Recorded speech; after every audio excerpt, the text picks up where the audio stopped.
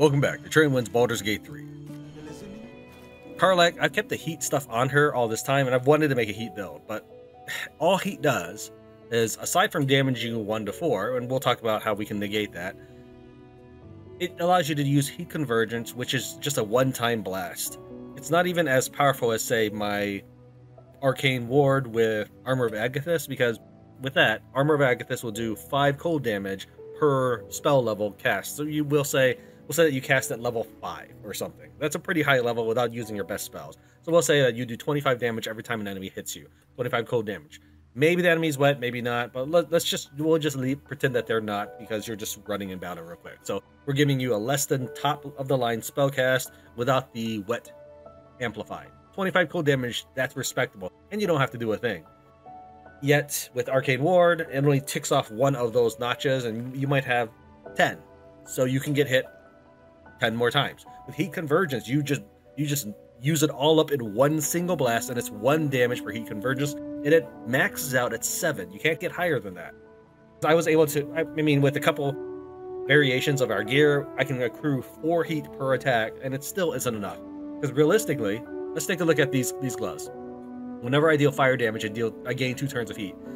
You could think of that as doing 2 extra damage. You know what else does more than 2 damage? Many of our gloves do more than 2 damage. so I just wasn't able to really get it to work. But as I was working on it, I started learning more and more things.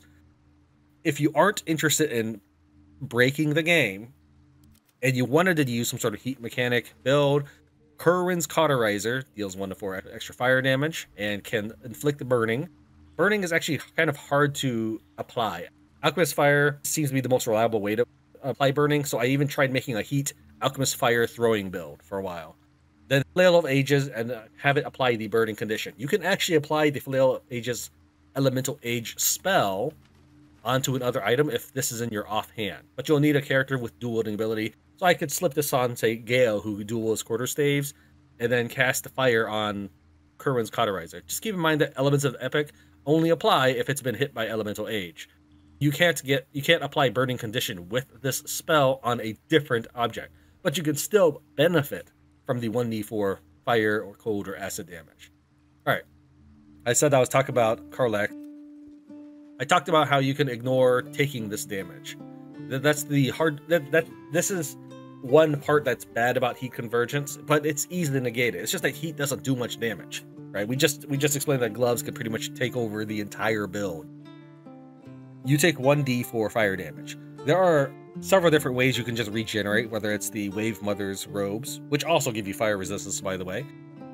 You have the Helm of Baldur, which just heals you, the Ring of Regeneration, which just heals you. There's many ways that you can just ignore that. But you can also, with fire resistance, the max roll for fire damage 1d4 is 4 damage. Okay, cut that down in half because of fire resistance. Now you take 2 damage.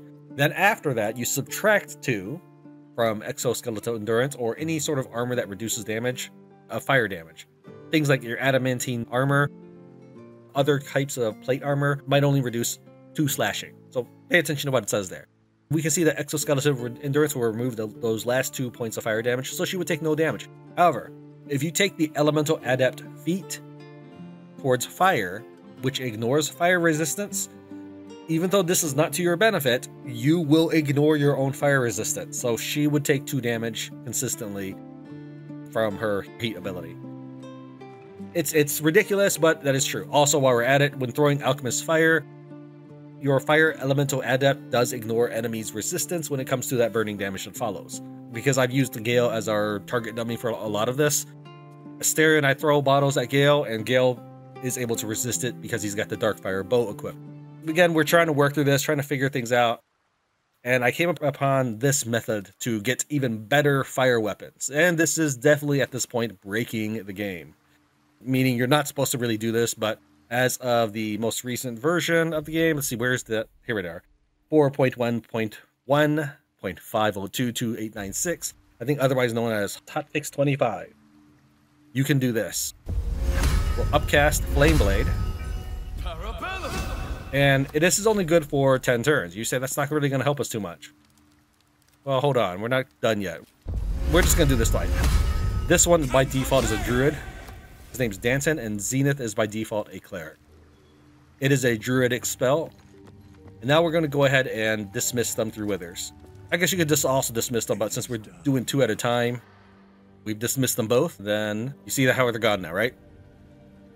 We're going to go ahead and recruit them back. You don't have to leave conversation with withers. I'm just showing you so that it's easy to keep track of what's going on with all the antics we do here.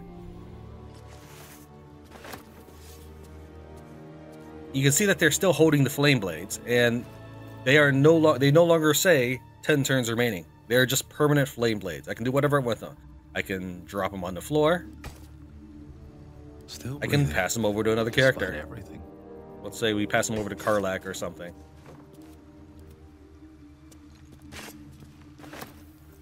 You can see that these are also light, but they are not finesse, meaning that you cannot use a dexterity characters to leverage them. They would only have to be strength. Where's Karlach?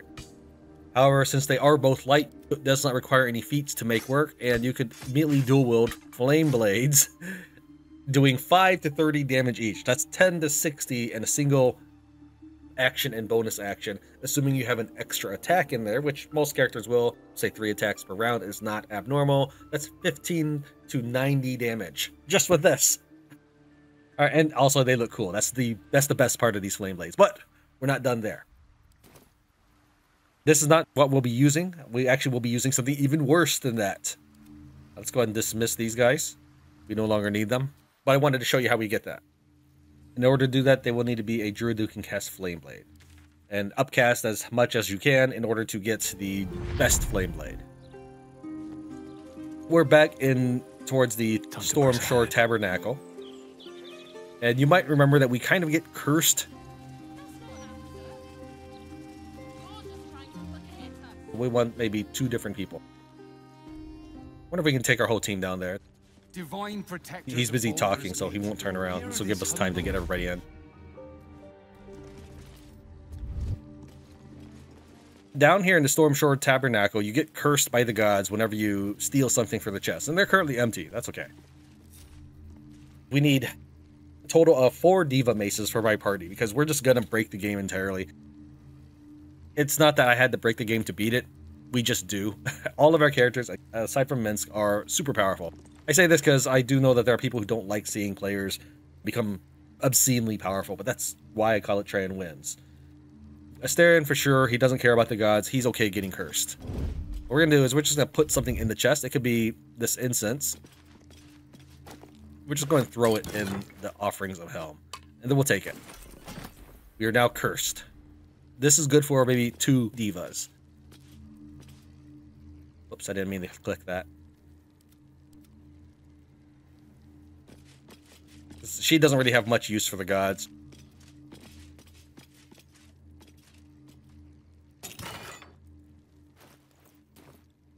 During her backstory, she did say that she has turned her back on Lolth. And she even says that she'd spit on the goddess's statue if she could. Make her also castigated. Alright, when we remove curse, we will get 1 diva.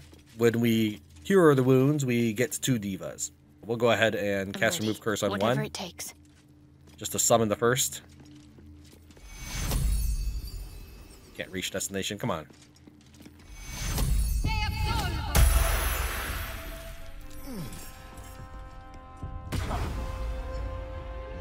Okay, that was his move. And we'll have Halcyon just go and throw a healing word on Astarion. It should summon another 2. So now we have a total of 3 divas. If I had cast mass healing word, I could get many divas to appear all at once.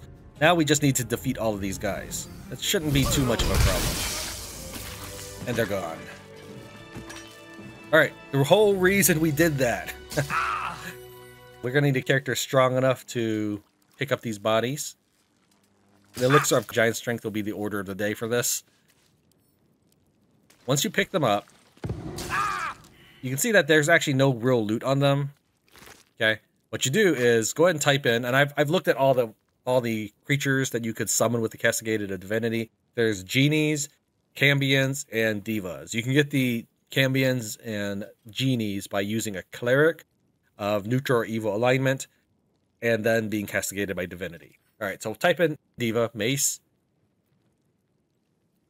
It's right here. It is equipped on the Diva himself. We are still in the most recent patch, so it's working still as of now. And we can just send this to somebody else. We can also equip it. We can't drop it straight away, but once we equip it, then we can do whatever we want with it. Why did we want this thing so badly? It does 15 to 48. That's plus 8 from our strength, but that's still an extra 4d8 or 4 to 32 radiant damage. That's on top of the regular mace attack. Oh, and I guess it's probably a +2 weapon as well, because it says +2 bludgeoning here. I'm not sure where that +2 is coming from, so I assume it's weapon enchantment. Though it doesn't say it in the tooltip box, this isn't a weapon you're really supposed to see.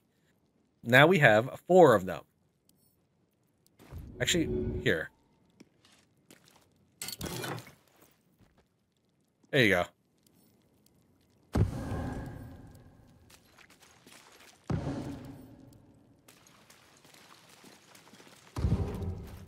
So we type in Diva Mace. And gonna pass it. Let's see, we're gonna pass one to Will. Pass one to Minthara. The other one to Minthara. And the last one to Shadowheart.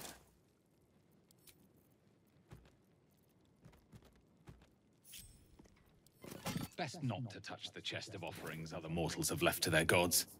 But I can use the altar to pray. It's ironic that he's saying that now, because, you know, what we just did. What I need is my Nyruna. Where did that go? Alright, so don't do that. I'll leave this in the footage. Don't do that. You remember how when you are selecting a character's other item, let's say we select this bow, and I pick Spell Thief. Whoever is holding onto the Spell Thief, that person is going to take my Hellrider Longbow. So what I've just done is I've ended up throwing my Nyruna onto one of the Diva corpses, and now I've got to go get castigated by divinity again. It's on one of these corpses. So I guess we'll just take them all. Oh, we didn't get cursed. Where is this Nyruna? It's on one of the corpses. There we go. Let's go and equip it. It says trans equipped with it. Whatever. I don't know what's going on with that, but this Nyruna cannot be unequipped. There, pass it over to Mist. Okay, so that's weird and buggy, but you know what? This whole process was buggy. Come on, drop the body inside. How many times? What? Stop! Okay, apparently the chest... He ate the other corpses. I don't know what's going on here. Now I want my Nyruna back. Whew, that took a while. And we're good. We have all these extra maces. Will, he's currently using Handmaiden's Mace, which gives him 18 strength, which makes it easier for him to jump around the map if necessary. But this will give him extra damage. Realistically, though, this is probably better for me, just so that I can use jump to move. He's very, very unlikely to be able to intentionally hit anyone with that, but it is there as an option. Minthara currently has her crit abilities. Dolor Amoris, I deal an additional 7 damage when I critically hit somebody. And this one, I knock nearby foes prone when killing or critically hitting. Okay, 7 damage is cool and all, but this does an extra 4d8, period. That's more than 7. There we go. So now she is a dual-wielding monster of a being with multiple attacks thanks to Warlock and extra attack stacking on top of each other. Finally, Shadowheart, we are able to replace her Hammer Craft, which gives her 1d4 thunder damage when she lands near somebody. Bam. We'll figure out what shield to give her later. We'll just slap that on for now. Now she's using an actual priestly holy weapon. 10 to 43 when she swings. And because she's part fighter, she's able to swing multiple times to good efficiency. You've seen her take down people when she lands near them. Alright. So how are we going to reclass Lae'zel? Using all this information we've learned. Let's go ahead and warp back to camp. And pick out a ring that we've had for a long time that we've basically ignored because I just thought it was lame that I had to concentrate on that spell. This is what my inventory looks like. I don't know how often I've shown it, but we have our weapons chest here. This is how I keep track of everything. My armor chest here, clothing, and things like rings. This is our knickknacks. That's why it's stuffed a bear. We get this in Act 1 in the swamp. Dyes, food, reagents, potions, and individual use items such as a disguise kit that you'll use on yourself. Things that you throw. such as bottles of water, arrows, extra scrolls that don't fit in Will's scroll book because they're just extra, such as we have so many extra Featherfall scrolls, we'll probably scatter that on the rest of our party later. The various explosives I accumulated throughout the game. Jewels, texts, containers, things to sell, if we ever cared about going to a merchant. I did empty out a bunch of this back in Act 2. Otherwise, this textbook would have literally 1,000 documents in it. And then all the various gold we've accumulated throughout the game. And I put a body on top of the gold because I think Dribbles is happier this way. I will find the rest of his pieces later. We're still doing the major character quests right now. Alright, so the reason I went into the chest at this time is I needed a specific ring. There it is, Shadow Blade ring. Let's go pick that up. Alright, this is like Flame Blade, but except it doesn't last 10 turns, it lasts as long as you concentrate. Taking things a step further, how we can get the Flame Blade? Well, we're going to create a permanent Shadow Blade ring, and I can have maybe 2 of these, but we really just want the one. Let's go ahead and recruit another character. Okay. And I could have done this earlier, I just didn't think about it at the time, because I'm trying to do this as smoothly as possible, talk about all this character creation stuff and breaking the game. Put on the ring, have him cast Shadow Blade, dismiss him, and then re-recruit him to get the Shadow Blade. Go ahead and select him.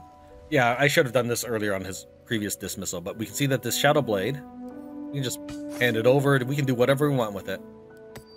And we'll be using that as part of our next build. This is now a permanent Shadow Blade, which requires nobody's concentration to use. And I could get a second one, as I mentioned, but we'll be satisfied with just the one for now. If I need another one, we'll do this again. We can also get wild-shaped weapons by leveling them up, and then before shifting them, talk to Withers, open up the Dismiss menu, switch back to the hireling, and then shift him. If he's shifted when you talk to Withers, he won't let you dismiss him. So you just switch characters while in the middle of the dialogue. Dismiss him, re-recruit him, and then you'll get your scimitar. It is actually different than the scimitar we get from when you defeat Lorroakan's elements, you long rest and come back.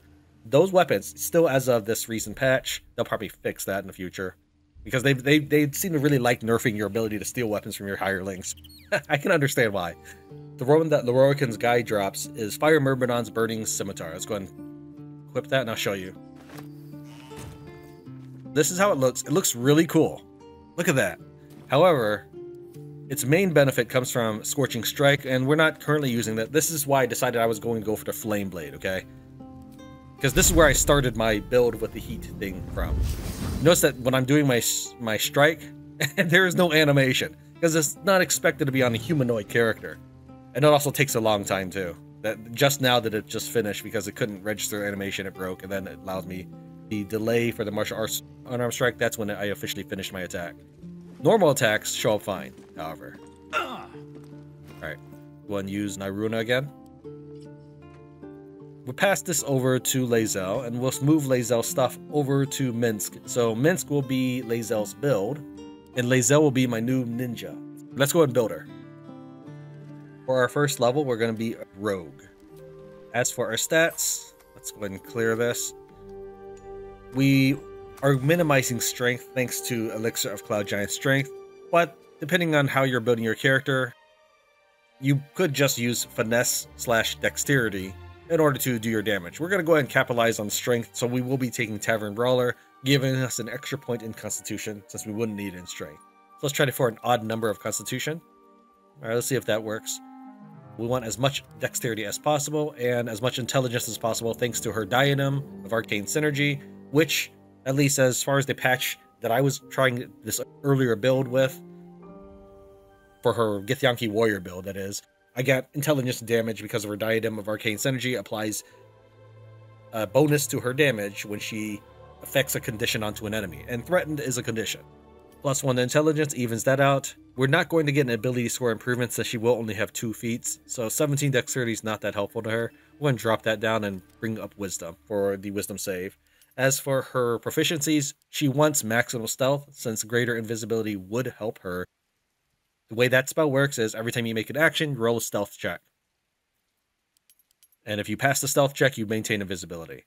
Second expertise will be in Perception. Actually, you know what? Second expertise would be in athletics, so she can shove people around.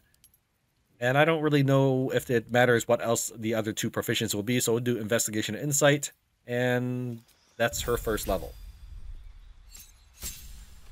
Change that to monk and hit accept. The rest of our levels will be very simple because they'll just be straight up monk classes.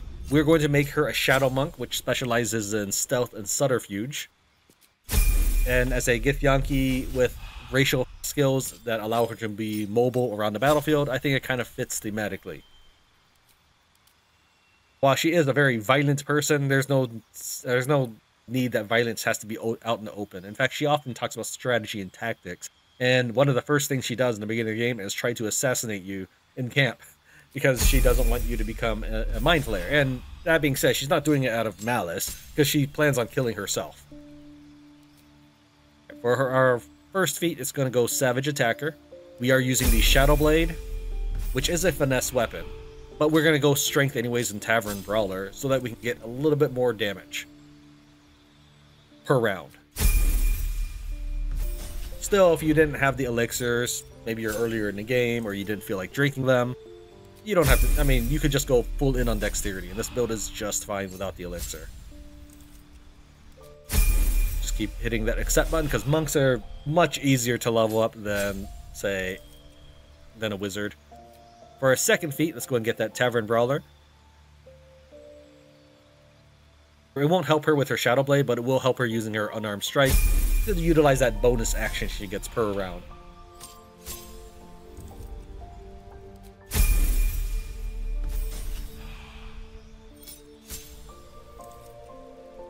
And finally, we get level 11 Monk, which gives us our key component for this build.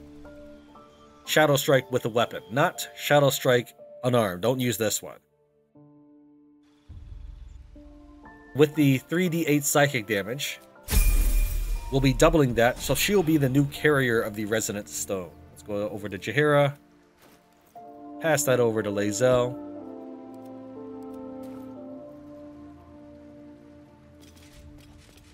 Give me a second to resort this. Any of her items are down here. We have Crusader's Mantle, Shower's Aegis, and Invisibility Ring. These are all things that she can use to concentrate very easily. So we get 3 concentrations per long rest. One of these is actually per short rest.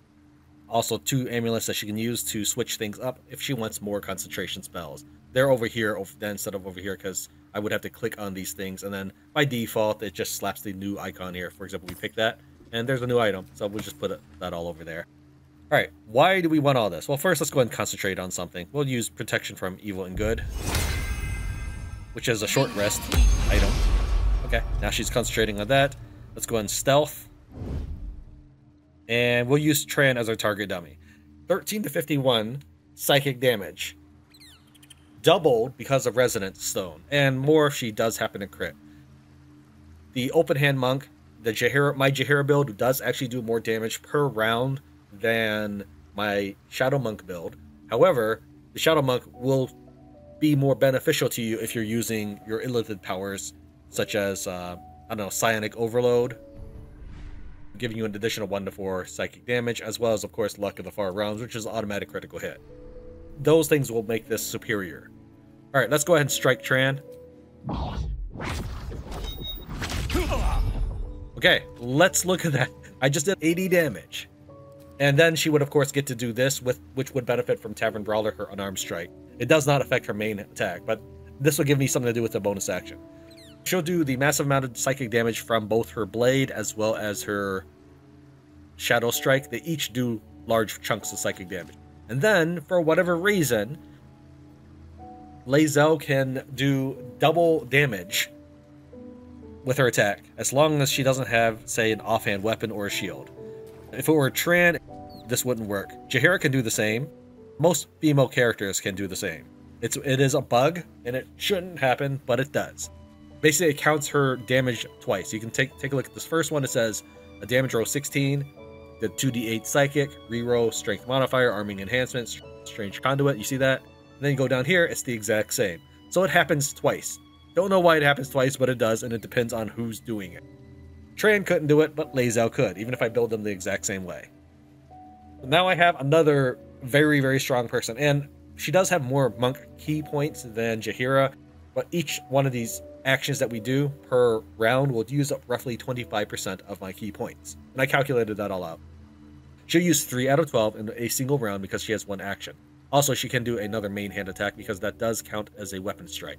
So she can do Shadow Strike, followed by main hand attack, followed by unarmed strike. Whereas Jaheira, she will do Flurry of Blows twice out of 8. That's 25%. So yeah, that's our new build. That is our new Lae'zel, and Minsk will be our previous Lae'zel build using the Sword of Chaos. It is changed a little bit to still suit Minsk's acid setup rather than intelligence setup. Additionally, I do think that because our old Lae'zel build had Mage Slayer, this is fantastic for Minsk because he hates mages. He hates wizards. That's not a me thing. That's something that in the first Baldur's Gate, he would often give wizards in your party a hard time. Progress.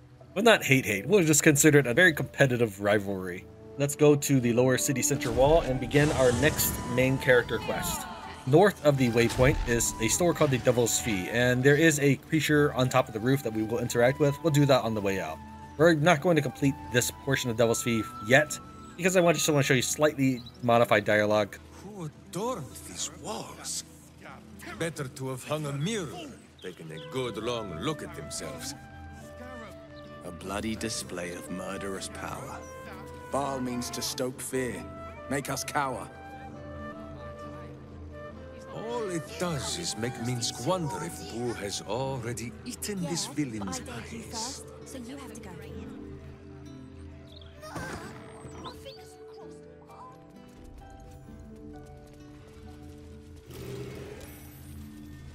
Something over there. This head's a long way from home.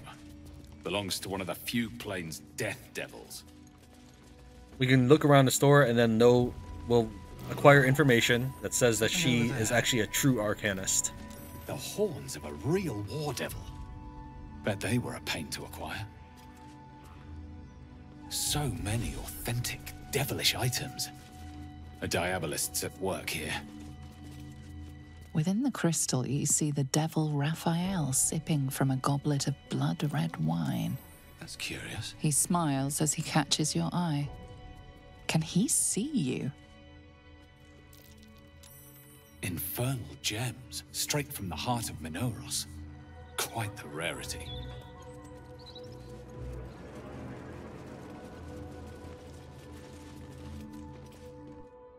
I welcome thee to the Devil's Fee, where every hellish curio's a rarity. So merry be, and shop with glee.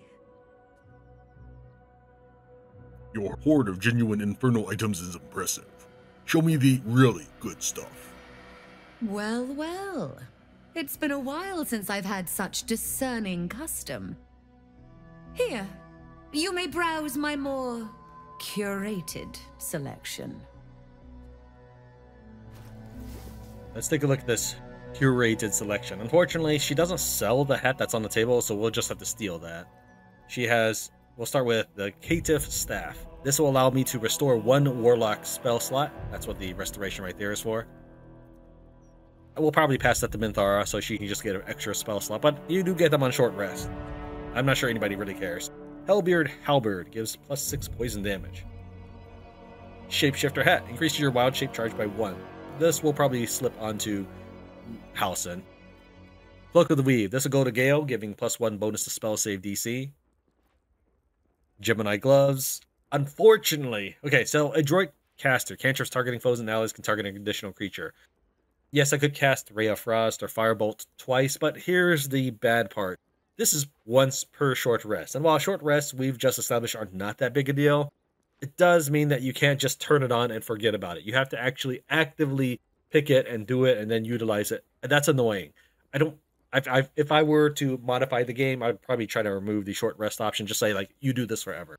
And I'm sure that people say, that's overpowered. Well, that's the point. You play these games to become overpowered. Look what my character's wearing. The Gauntlets of the War Master. When he does stuff, they get disadvantage. These things are meant to be used and have fun with. Spell-Seeking Gloves. When you make a spell attack roll, you can spend a sorcery point to gain advantage. Let's go ahead and just snap up these items. We can actually buy more, but here's an interesting thing. this diabolist, she will give her allies infectious greed as a quality, as a condition. So because we are now, what? Did I hit no? I probably hit no. Okay. But now that we are allied with her, she will actually give us benefits. So we'll just go ahead and sweep up everything. Now you've seen what I have for thee. Remember, discretion is key at the Devil's Fee. Now our character actually has infectious greed. Hungry for Mammoth's favor, the affected entity attacks deal an additional 6 to 36 piercing damage in the presence of Hellsick. In addition, it has advantage on attack rolls against targets marked by Promise of Wealth.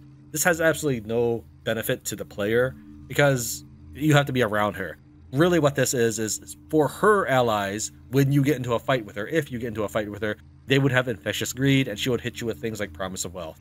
Because if you attack her, a bunch of golden monsters appear. But I have no intention of attacking her. That's just an interesting little gimmick. We'll deal with talking to her in a bit. Let's go ahead and warp over to Raphael and sign that contract. The hammer is yours. You will find yourself in Orpheus's presence before the end comes. When you do, shatter the chains that hold him. Be sure to keep the hammer safe until then. Your survival depends on it. And I'll keep your contract safe in my house of hope. I'll be seeing you, and when I do, we dine. Wherever this House of Hope is, we need to go there immediately and destroy that contract. We must speak with Hellsick. Only a diabolist would know the way. My quest tells me to speak to Lae'zel, but that's bugged at the moment because we had already declined him. In fact, because we've declined him, the Emperor will feel that we've lied to him. Since our first interaction with him, we declined Raphael, went out, told the Emperor we didn't accept the deal. Now we've come back and have accepted the deal. There's nothing that allows us to tell the Emperor we've changed it.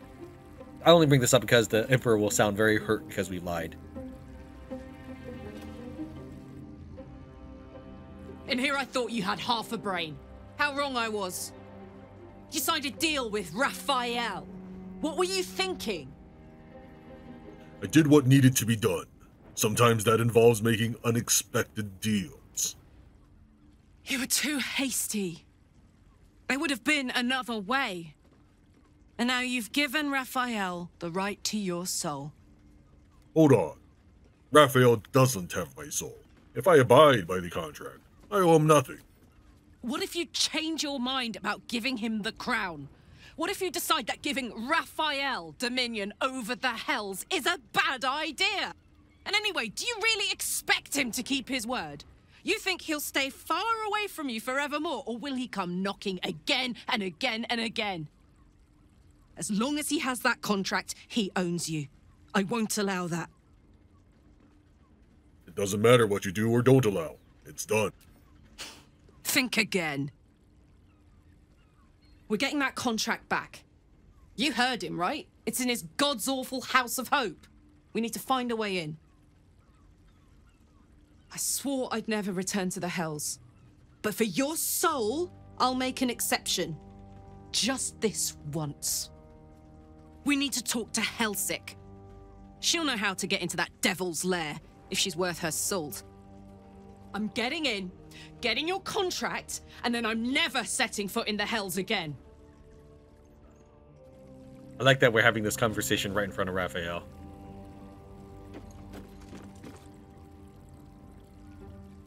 I hope you're here to discuss that contract you just signed.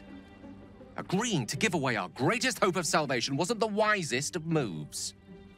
Don't worry. I said what Raphael wanted to hear. I have no intention of giving him the crown. I'm glad to hear it. But you realize we can't just tell him we changed our minds. You signed an infernal contract, not some half-baked deal on the back of a napkin. If this scheme of yours fails, the crown of Karsus is Raphael's, whether you intended it or not. As glad as I am to have the hammer, I'm not so sure a devil's deal was the way to go here. I hope you know what you're doing would be the trite thing to say here, but it suits the occasion. So, a deal's been struck with Raphael, at least. He certainly drew out his sales pitch for long enough. I don't care what he's offering. I wouldn't have been so quick to sign with the devil. Then again, it's not my name on the page, so what should I care? The great devil grows sloppy. He makes his offer, but only after telling us where to find what we seek. The Orphic Hammer. And still you signed his contract. Perhaps it was the wiser course. But I have trouble believing our problems can be solved so easily. It was unwise of you to sign yourself over to Raphael. Everyone knows that a devil binds you by your name. Unless you used a false name, You did, didn't you? Do not tell me, minuscule guess. Something foolish like... Shadowheart? No. Charesse? No, that was the name of the tavern. Tavern? Tav! No, you are right, Boo. That is a stupid, stupid name. The crown of Karsus will be ours. The devil cannot have it. We must negate our deal with him by any means possible. I'd sooner have imagined shattering a planet with my bare fist than taking a deal with a devil. But we shouldn't regret the bargain, not for one instant. Raphael can have his crown, if it means breaking Prince Orpheus free. Can we trust Raphael? That Orphic Hammer could be worthless. You're right to question. Devils are slippery creatures. They twist their tongues into knots to convince you a rock pile was mithril. Ask Will. He knows that better than anyone. But a broker is as bound by his contract as his buyer. The hammer must be real, or Raphael could never have the crown. Now, to the Charesse's Caress taproom. We must tell Voss the news. We're only temporarily splitting off from the main timeline to show you the Lae'zel dialogue, and then we'll go back to the primary timeline. As for our companions, Will is still holier than thou as usual. I wouldn't mind it if he regretted his actions and then became a brooding person about, like, oh yes, look at what happened to me, I signed my soul to a devil and it's been miserable and I don't think you should. That would make sense. Or if he decided that the ends justified the means and he was a cold and calculating, ruthless person saying, yes, sign your soul away, but do it for the right reasons. Either of those would work. I would find Will more reasonable if he regretted his actions and then continued to chastise you for siding with the devil. Yet he's always proud of how he sacrificed his soul to save one city on a single planet. That is his moment of pride for him. We are fighting the Mind Flayers who, mind you, are a galactic threat. Lae'zel comes from a different plane and she fights the Mind Flayers. Faerun is just one continent on a world called Toro in the vastness that is realm space. It's just one planet. Nautiloids, those are spaceships. That's literally a thing. So not only do we have multiple worlds in a single dimension, we have other dimensions that the Mind Flayers are a threat to. We got a lot more for our bargain. What did you get, Will? You got abandoned by your dad. That's what you get. Voss, friend to the Comet. Lae'zel of Kalir, warrior of warriors. Tell me you took the devil's deal. Tell me you will free Gith's heir. Show him the hammer. So quick to share it with him. This is not wise. The Prince of the Comet is not dead. The Prince of the Comet will come again. The Prince of the Comet will liberate us from the Lich Queen's tyranny. Can it be? Will the mighty Prince Orpheus soon illuminate the astral plane? Gith's son will soon ride against Vlaakith, Voss, and I will follow him into battle. And you will wield the greatest gift Mother Gith ever granted her dauntless children. A silver sword. I will carry it for the honor of Gith, the great liberator, and her unforgotten son. Istik, now that you have the hammer, you must find a way to enter the astral prism. Once inside, smash Orpheus's bonds. His cry will shake the plains, and I will fly to your aid. The Prince of the Comet will sear the heavens again. Let the Lich Queen tremble. Think again. I will not permit your entry. Is there any way I can convince you? No, there is not. Questions, Istik? You seem to be lost in thought. Getting into the Astral Prism will be complicated. Yes, but you will meet this challenge, as you've met so many others.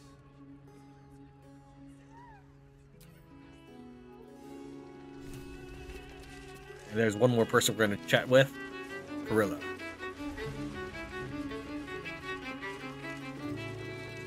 Hey. Ugh. Her. Oh. Raphael's latest client. Savior of the city, he says. I hope you're right about saving the city. The boss is always right, even though he's so very wrong. You're very enthusiastic. You really like working for Raphael. More than anything. My old dwarfen master used to beat me and feed me scraps. Raphael treats me right and feeds me well. Better to feast in the hells than go begging in the heavens. What exactly is your job? When I'm not keeping my eye on potential clients like you, I make sure the House of Hope is fully secure. Surely Raphael can defend his own house. When he's there, yes. But he's a busy man. Contracts and interests in many places and on many planes. This current crisis has him so busy, he's barely been home since he met you. Security must be tight. As a noose. Doesn't stop people from testing it, though. Devils often have prettier hordes than dragons. Sneaking thieves into their vaults is a lucrative business. Doesn't usually end well for the thieves. But sometimes the thieves are rich, smart, or well-connected enough to come back in one piece. Take our esteemed Lord Gortash, for example. She's enjoying your company, and the liquor has loosened her tongue, but she's anxious about the direction the conversation's taking. Gortash must have had help from someone with infernal connections. Any idea who? Yeah, a diabolist with a loose sense of duty and a hunger to be richer than Mammon. I almost wish he'd asked me. I'd have told him to stick his gauntlet where the sun don't shine and wiped that smug little grin off his face. Conversation's over. I've got to sober up and get back to work. Now we return to Helsik. You can actually enter the House of Hope before signing the contract. However, once you've entered the House of Hope, Raphael is no longer there to make the deal with you.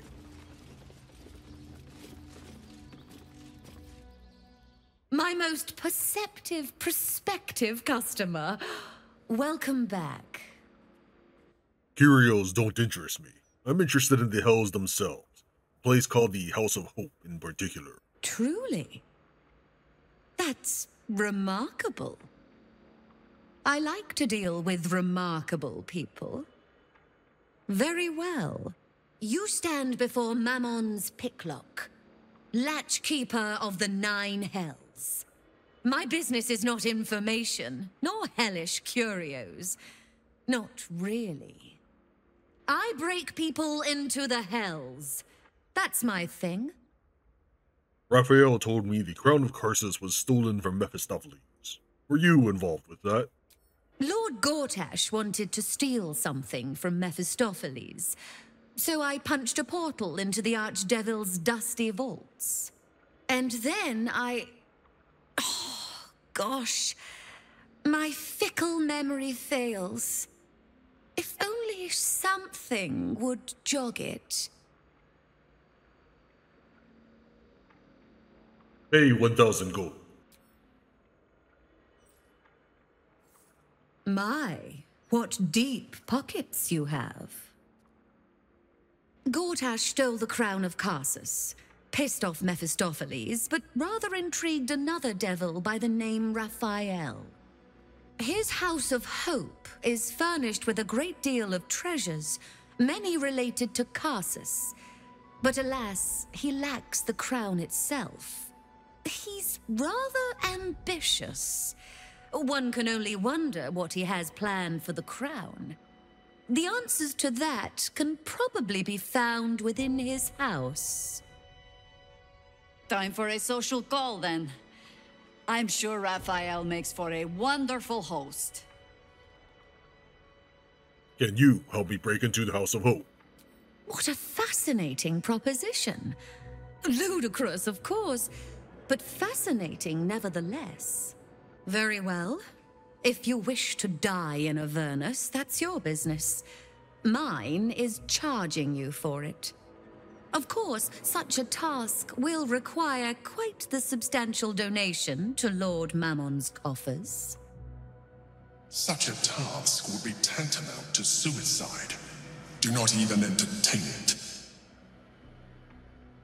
Very well. Here you go. Why? The risk almost seems worth it when there's such pretty coins involved. Allow me to outline how this is going to work. First, you were never here. We never spoke. Second, you will perform the rites yourself. I want absolute deniability. Here's the grimoire and necessary components. Oh, take this key, too. It unlocks the ritual room upstairs. There's a blood circle already drawn. Don't ask whose blood. Along with the grimoire and components, Helsik hands you a note containing precise instructions for performing the ritual. Finally, you were never here. That is of utmost import to remember. Now be gone! I don't know how much this plausible deniability would work, considering everybody knows that she helped Gortash. We'll pass a perception check as we pass here, but that's because we're detecting... That might be worth a look. ...a floorboard upstairs.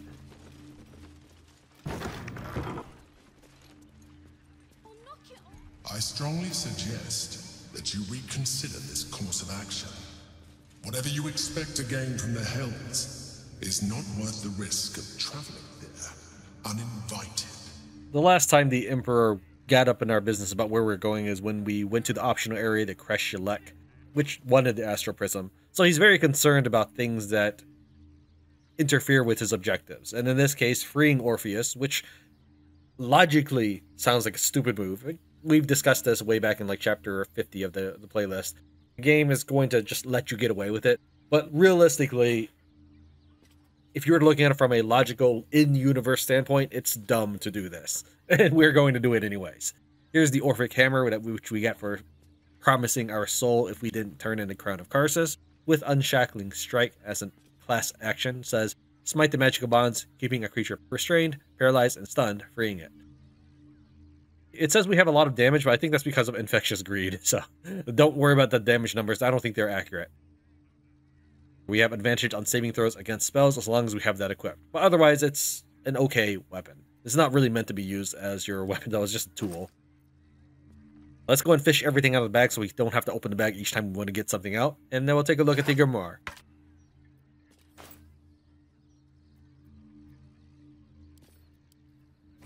Go to Avernus. You need to, on the left, place that which is cut but cannot bleed.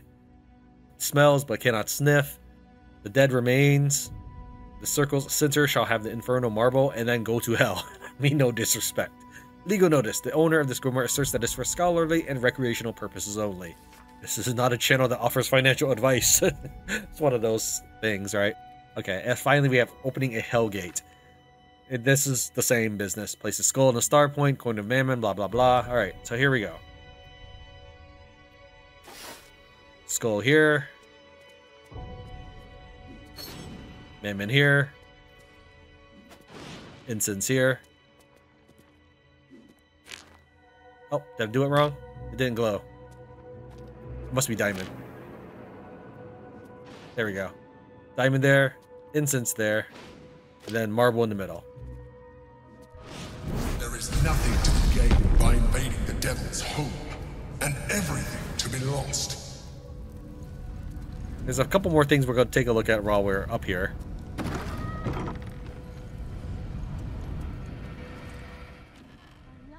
I think it's the only thing of value is in this chest.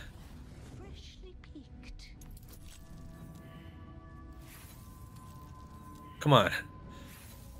There we go. If you didn't give her the 20,000 gold, you can find various items up here which would do the same thing. Here's a copy of the Coin of Mammon, which is otherwise worthless to us. But the reason why we entered her bedroom was to get this Mask of Soul Perception, gains +2 bonus to attack rolls, initiative rolls, and perception checks. We might give this to Karlach. Her current headgear is +1 bonus to ranged attack rolls and thrown attack rolls. There it is. So with this, we'll get +2 to attack rolls.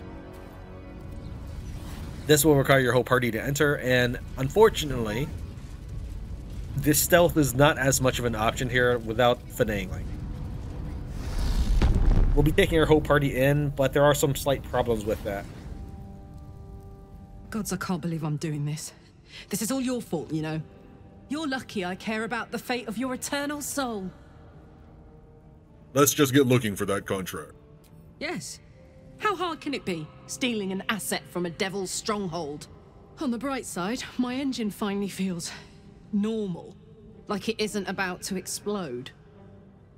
I gotta admit, that's pretty nice. Let's find that contract and get out of here before I get used to feeling like I might live.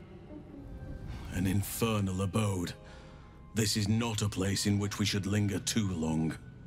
All the tumble-down opulence of a withering upper city manor. Raphael's house may be posh, but it's seen better days. The House of Hope. Raphael's abode. Only this time he hasn't invited us to his table. The Devil's Den is every bit as gaudy as I would have imagined. I never thought this journey of ours would see us knocking on a devil's door. Can't say I'm relishing the experience, but needs must. Minsk has crossed blades in the blood war, blown bubbles in the river Styx. He is no stranger to the hells. But to be met round every corner with another bronzed bust of the devil's bronzed bosoms. Truly, this is damnation. Must we talk? The heat is unbearable.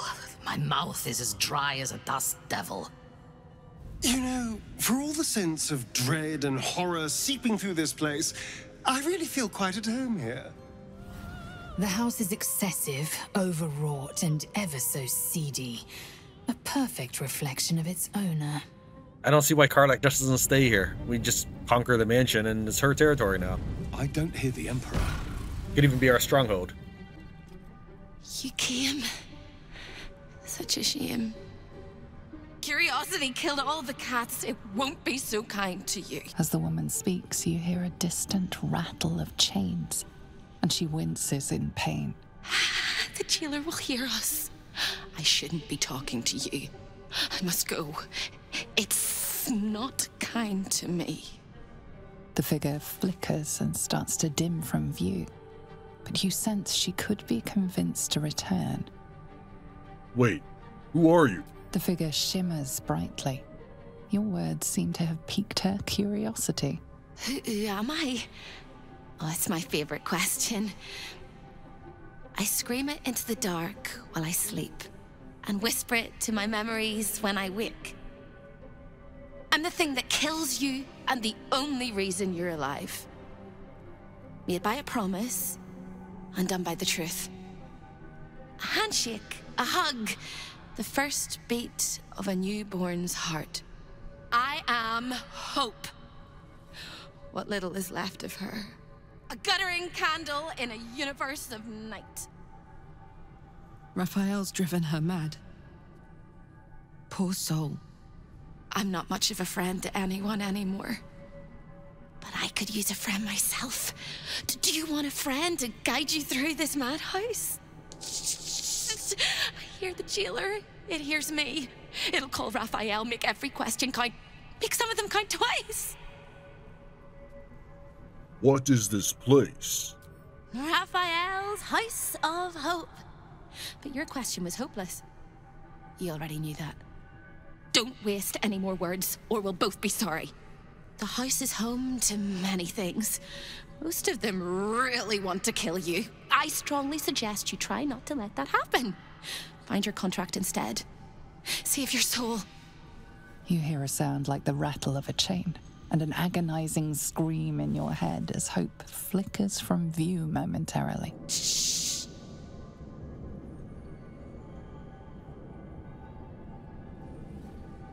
Quiet.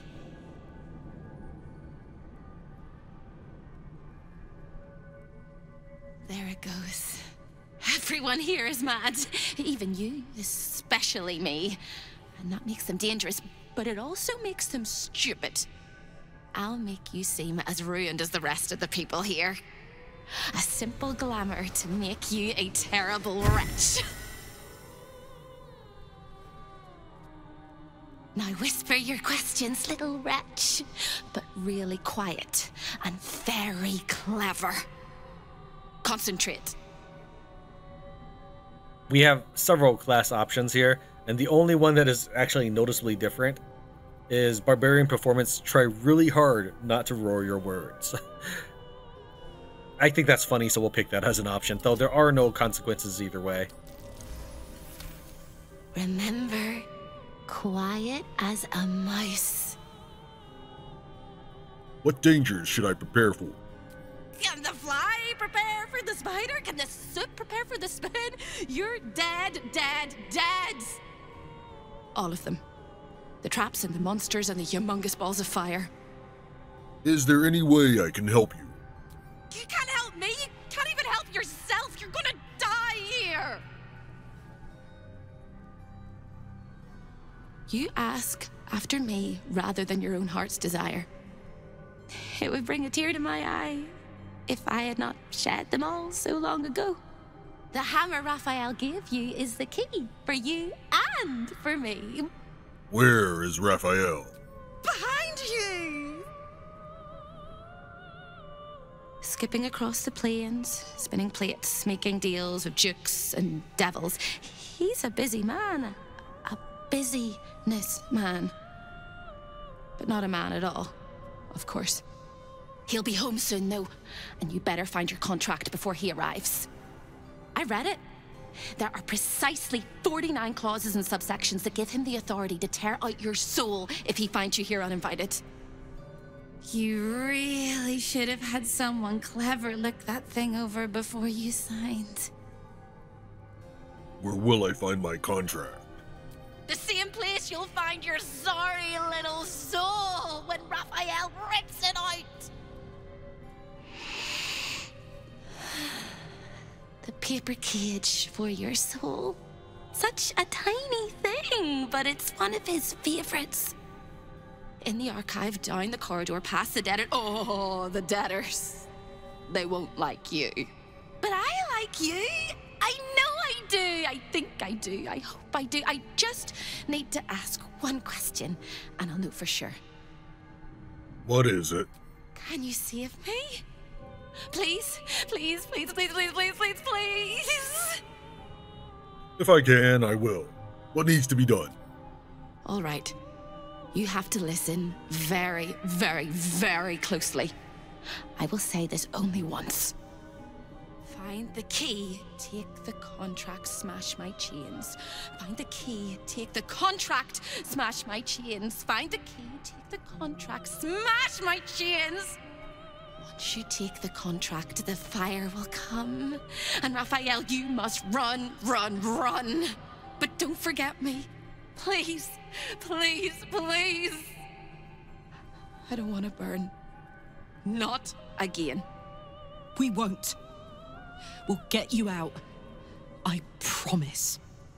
The rattle of chains echoes louder from unseen places, and without a scream or a sigh, hope disappears. Here goes nothing. We only get 4 indebted disguises, and we have a team of 11 people, so this is not really going to work. I will be bringing people through so that we can get some more dialogue, but for the intents and purposes of this, just go ahead and just take the ones that the game has given has given me disguises for. So Shadowheart, Asterion, and Will.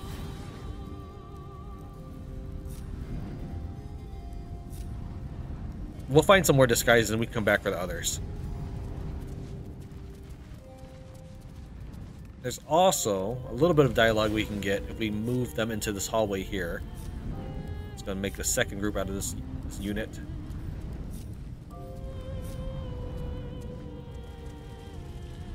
Once the alarm is raised, you are forced into a battle. And if you enter that boss battle without Hope, she's dead. Why aren't you guys talking? Normally you guys have a little speech you do. This place is all entrances and no exits. Right, fine. Well, maybe... Alright, well... I guess we're okay for right now. We'll just keep moving. This room itself has no debtors. Creeping, stalking... Debt consolidation. The desperate will do anything to get out of a bind. That mind flayer toys with its food, but it'll become hungry soon enough. And they have proven such malleable little things. The crown for the hammer, more than a reasonable trade, I should think. After all, what uses power if you don't have freedom?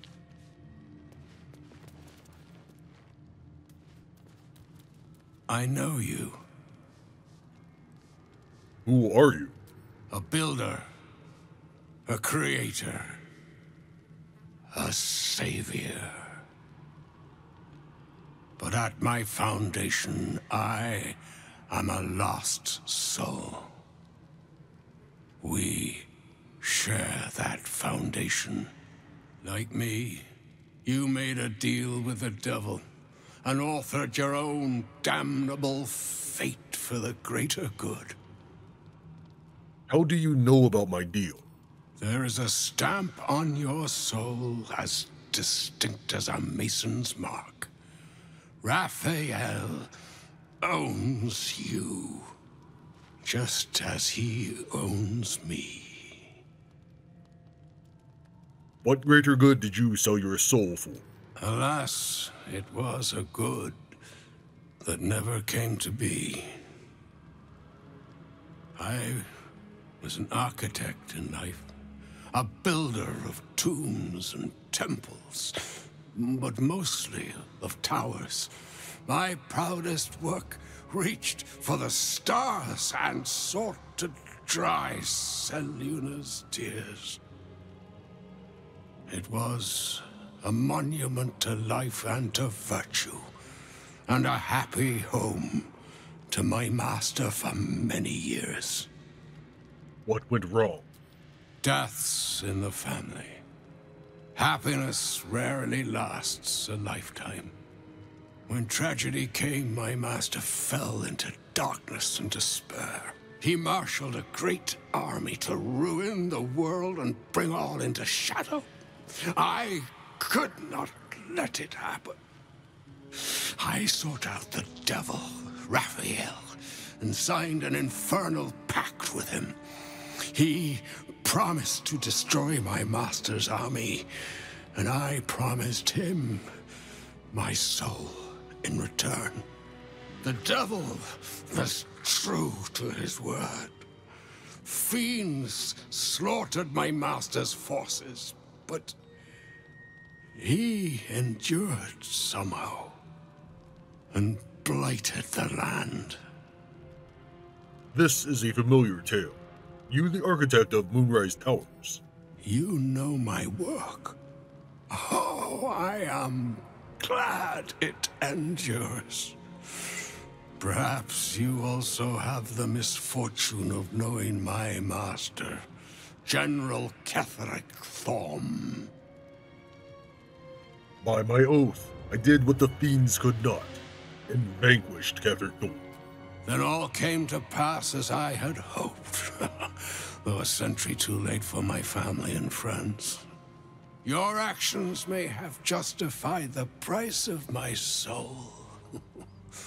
I thank you. Tell me, what became of my pride? What became of Moonrise Towers? We restored the spirit of the land around Moonrise. Nature is healing, and the tower can yet be restored to glory. I did not think it possible. Thank you. My spirit smiles for the first time in a century. Now go. Finish your business here and leave while you can. There are 2 exits out of this room aside from the one you came in. The other one is locked, but we'll just be picking it as we make our way through. Anyone hear me?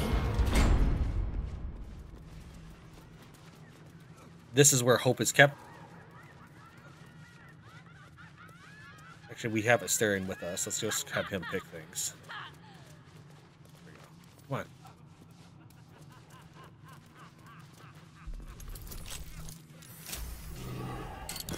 Ah, that's nothing. I think these are regular books. I don't think they're special, but let's take a look at it real quick. Pause if you wish to read it. Let's chat with you crazy people. Such a You! Are you good? No, and I like it that way. Don't! You'll be unmade and remade until your spine is straight, feet together. Look at me when I'm talking to you. I tried, but I don't think I can ever be good. Instead, I'll be perfect.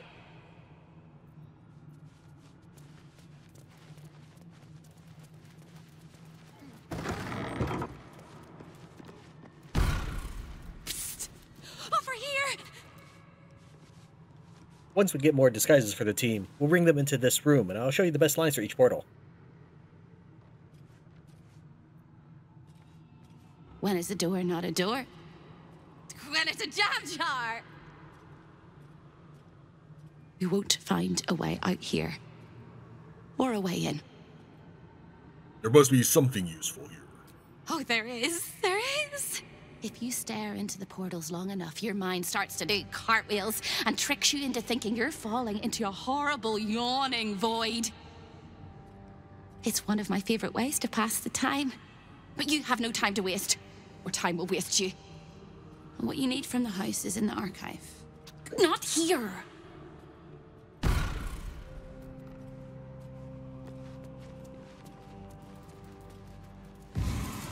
Iron air. Stay out of my way. Don't touch anything and keep quiet. I've had enough pests bothering me today. I don't need another. Do you know Hope? The greatest pest of all. I've always thought hope to be a dirty, empty little word. She suits it well. Who is she? A nasty little optimist who doesn't have the good sense to lose her mind completely, like the rest of us. She has a rather loathsome habit of popping into existence all over the house to shout words of encouragement to the other denizens. It's most irksome. But her appearances are just a trick of the light. Her corporeal form is down in the dark, bound by unbreakable chains in Raphael's dungeon. It used to be my prison, New Baldin's very own pit of pain. I was its keeper. But that was a very long time ago. Why don't you work in the prison anymore? I made a mistake. Raphael doesn't tolerate mistakes. We had one house guest by the name of Gortash. A mischievous little blot of a boy, and he slipped through my fingers. Gortash was here. Lord Inver Gortash. Lord? Is that what he calls himself these days? The snivelling little shit. He was the son of a cobbler or some such meagre tradesman, sold to Raphael by his loving parents to pay off a petty debt. Lord, indeed. I used to bruise my knuckles on his whimpering little face. I'd like to have snapped his neck. You'll be pleased to hear I killed him. Oh, you fabulous murderer! Oh, how I wish I could have seen him grovel and beg and bleed. Maybe his soul will come to us one day. Such a splendid deed deserves a splendid reward. And there's no better reward in the hells than the pleasures and pains of the flesh. There are few sensations that can't be indulged in Raphael's boudoir. I'm not permitted to enter, but I know a secret way inside. Make your way to the balcony next door, and you can find your way inside. Just make sure not to fall. It's a long way down. You missed your chance. Let's talk about something else. What is this place? The Chamber of Egress. Way station of the hells, providing access to Raphael's clientele wherever they might make their home. I am its keeper, Nubaldin, very much not at your service. I'd like to see the prison that held the former Lord Gortash. Where is it? I'd like to escort the killer of Gortash there myself, but I cannot leave my post. Turn left when you exit this chamber and clamber down the hatch that leads beneath the house. Do watch out for the guards, though. They're not as reasonable as you and I.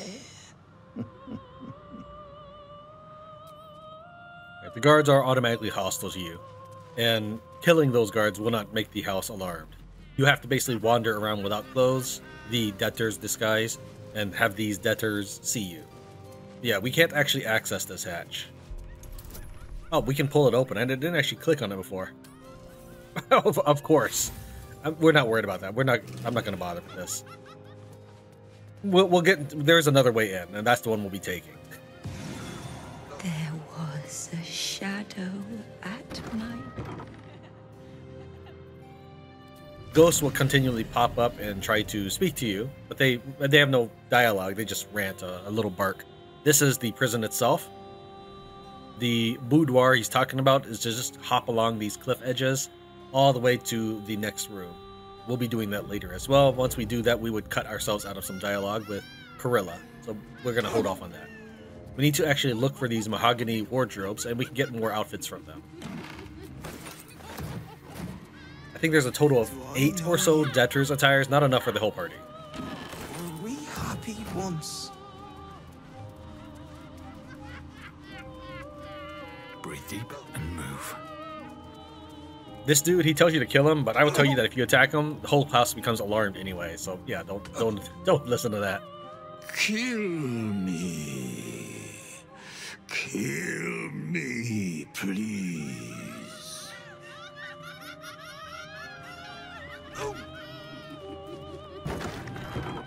Inner balcony. Security breach. We are concerned to report a regrettable incident within our esteemed House of Hope. It has come to our attention that one of the guests, driven too mad by insatiable curiosity, attempted to breach the sanctity of your revered boudoir. A misguided individual, their mind clouded by a desperate desire for forbidden knowledge, sought to gain access to your private quarters and uncover the secrets that lie within. They believe that the back door on the balcony would serve as their clandestine path to knowledge. However, rest assured, my lord, that our vigilant guardians swiftly intervened and prevented any further trespassing, so please don't turn us into lemurs. That's your hint if you weren't able to get that information from Nubaldin. A bunch of plaques around. Let's go and take a look at one. Wrath, the purest of all things that burn.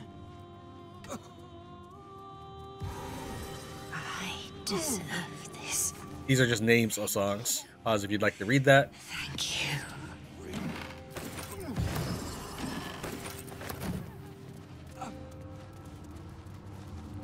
Let your heart be glad, let your tongue rejoice, and let your soul rest forever in this house of hope. Yeah, that's pretty much what they... I mean, it's just a bunch of random gibberish. I don't know if it's supposed to be threatening or disturbing or what.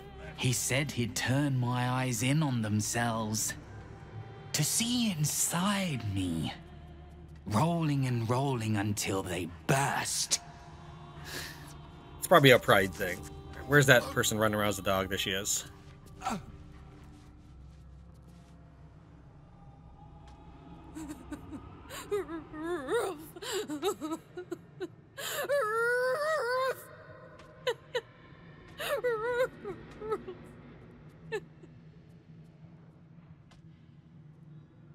It's interesting to note that she's actually got a dog color on. Here's the boudoir. Something over there. Has 2 checks to go through this infernal control gem. Inside we find a pile of treasure crates with 666 gold. Really, Raphael? This is... Okay, this helmet is 570 gold, right? You're telling me that for the price of 1 item, that is your secret treasure room, is the price of 1 item. Whatever, game. I know that the value of 66 is like the sign of the beast or devil. I get that. But still, you would think that the House of Hope, the vault of all infernal treasures and other things as valuable as the Crown of Karsus or the Orphic Hammer, would have something more than 600 bucks. We will be taking this Helldusk helmet.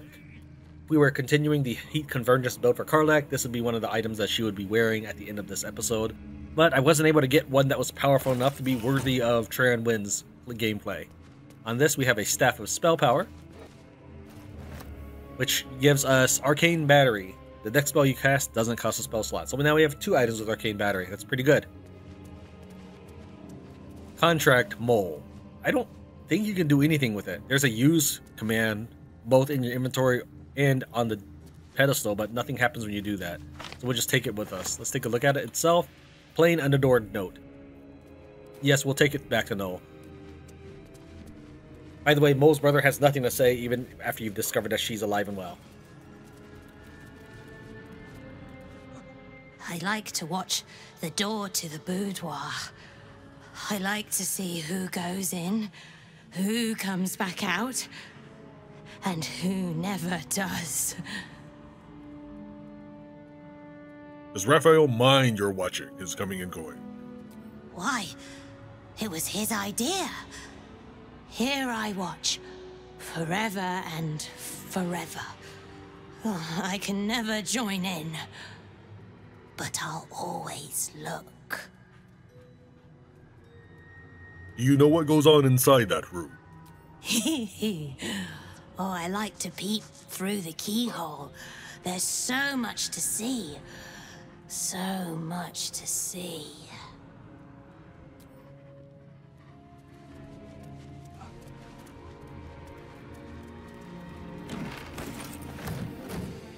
Big Asterion. Tran's just a level 1 rogue. He can pick in a pinch, but he's not our ideal choice.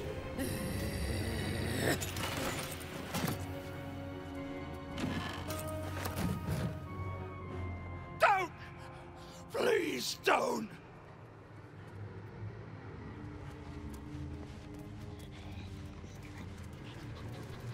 Here we have a chamber pot. An overpowering stench singes your nostrils. Nothing good happened here. Away! This is Raphael's chamber pot. Are you its guardian? Its admirer, its protector. It is my one true beloved.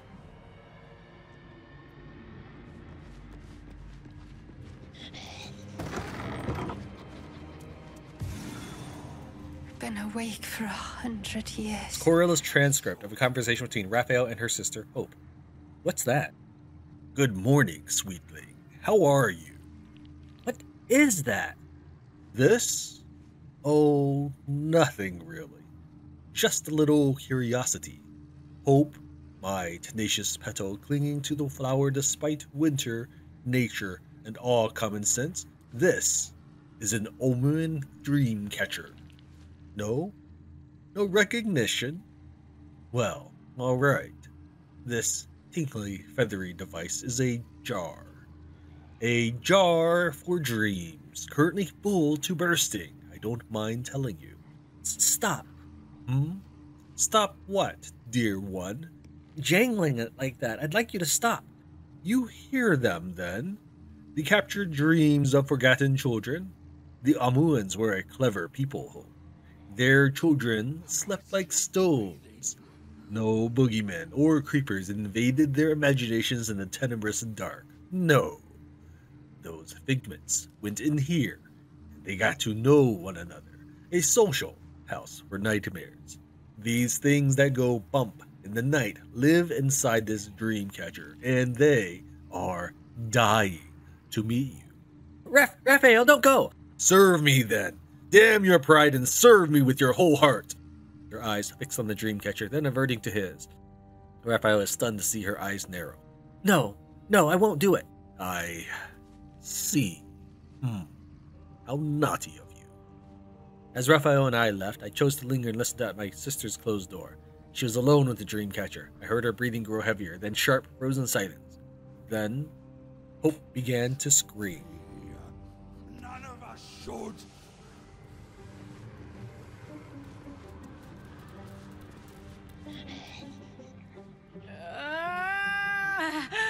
My blood! It's burning! Sizzling! Do you feel it? Don't come too close. My bones are kindling. Soon they'll catch light.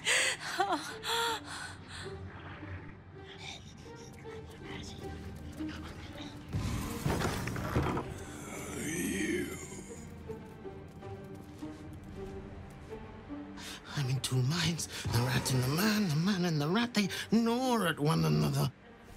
Which one will be the meat and which one will be the tooth? How did you end up here? Cheated my chums, took everything and ran. The kindly devil hid me from them, made sure they'd never find me.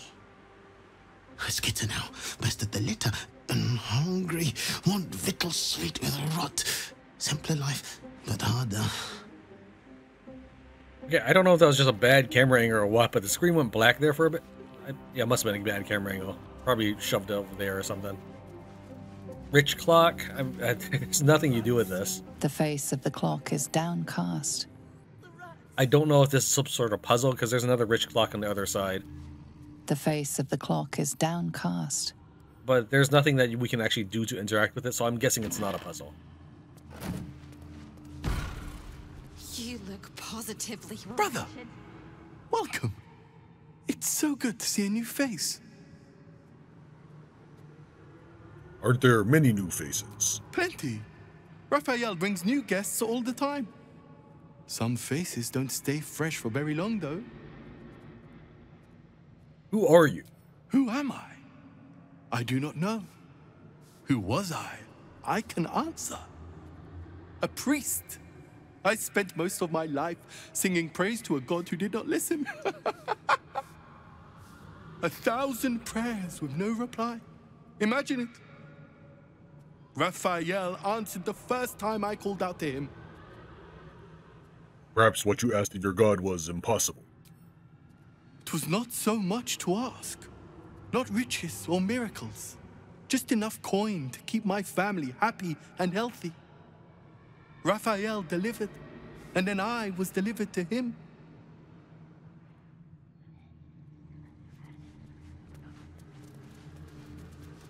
I thought you'd got lost and died. They're eating me from the inside. The rats. The rats. The rats. Ugh. I don't know if this is supposed to have any importance whatsoever. Maybe one of these guys here. They're eating me. Something over there. on the inside. The spilt wine is laced with the perfume of an exquisite poison. An unexpected treat. I don't know if it's the smoldering debtor or the devoured one. I doubt it. But I don't know what the point of this wine goblet is. Just to show you that this place is evil? I think we figured that out already. Wretched. Perfect. Pick this door. This will lead back to the main original room, which is also the room where Raphael invites you at the beginning of the game. Yeah, we'll go and chat with Hope real quick, but then we'll return back with all the clothing and bring more of our teammates in. Hello again, little mouse. The price for speaking is steep, but I must give warning. Your prize is just ahead in the archive, but you can't take it yet. And even if you could, you mustn't. Trigger the alarm, and Raphael will come swooping home on wings of malice to rip out your soul. In this house, thieves are melted like butter and spread onto toast. Shh. I'm doing it again. I'm doing it again. Pull yourself together. I am being boiled alive and filled with 1,000 pins. But since you ask so politely, I'll calm myself. The archivist is the key, but he's as stubborn as a king and as serious as a heart attack. Exploit his fiddling weakness and make him grovel! Oh no. They hear me.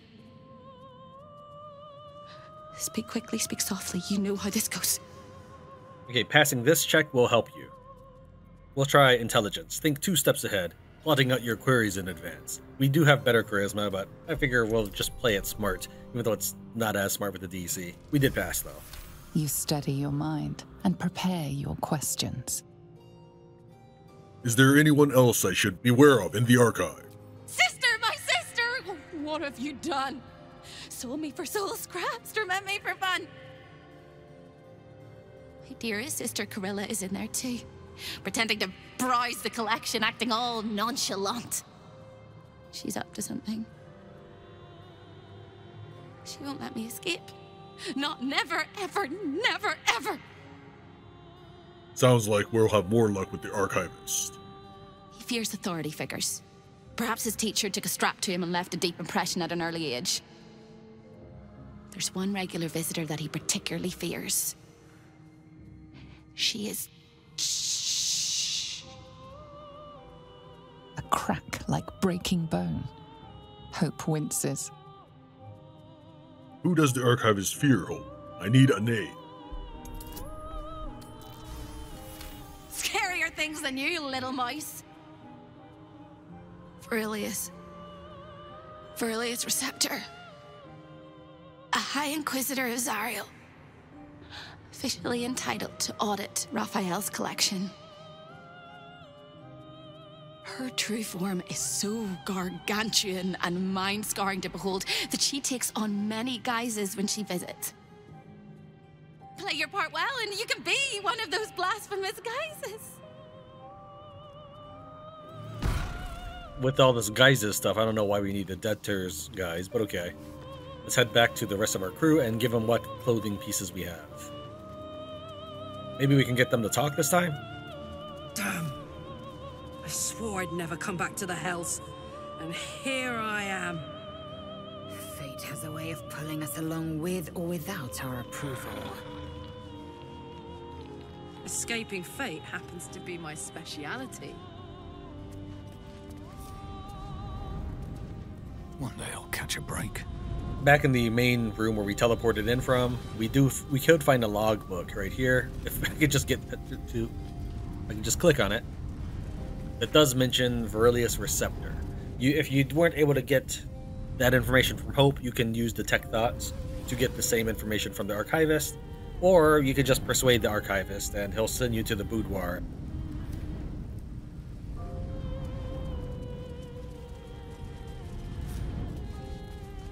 Let's go ahead and pass out these outfits.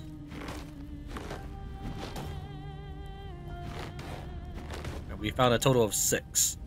Gone ahead and equipped everybody with outfits, aside from Halson, who will leave behind. Take you to the mirror room with all of our characters now. Should mind my step. Gale, You will perhaps be able to explain where Boo has not. What exactly is the difference between a devil and a demon? Ah, fascinating question. One that boils down to which criteria we choose to apply. Are we speaking about the physiological, theological, etymological? Just how to kill a Kull. Oh. Then for your purposes, they are exactly the same. He sounds so disappointed. I want to hear. What are the differences? Devils, as far as I know, are lawful evil, and demons are chaotic evil. Let's head on in here and I'll show you all the portals. Athkatla, fortunes await. Athkatla, stay where you are, Boo. You went wandering there once, and I still do not know where you went. Never winter. Pack a scarf. Oh, never winter. I had to break my cover there to stop a killing. The goat form was not kind to my dress. Waterdeep. Bring a heavy gold pouch. Waterdeep. Githyanki use a portal like this to travel to labyrinths beneath that very city. Baldur's Gate royals behind this portal. Ah, Baldur's Gate. Home sweet home. Hellish ice chills this portal to Mephisto. Mephisto. Home of the archdevil Mephistopheles. Raphael's brave to sneak around him. You hear the sloshing of waves and shouting voices beyond this portal to Luskan. Knew a guy from Luskan once. Wouldn't mind saying hello, but I don't think my engine would survive the cold.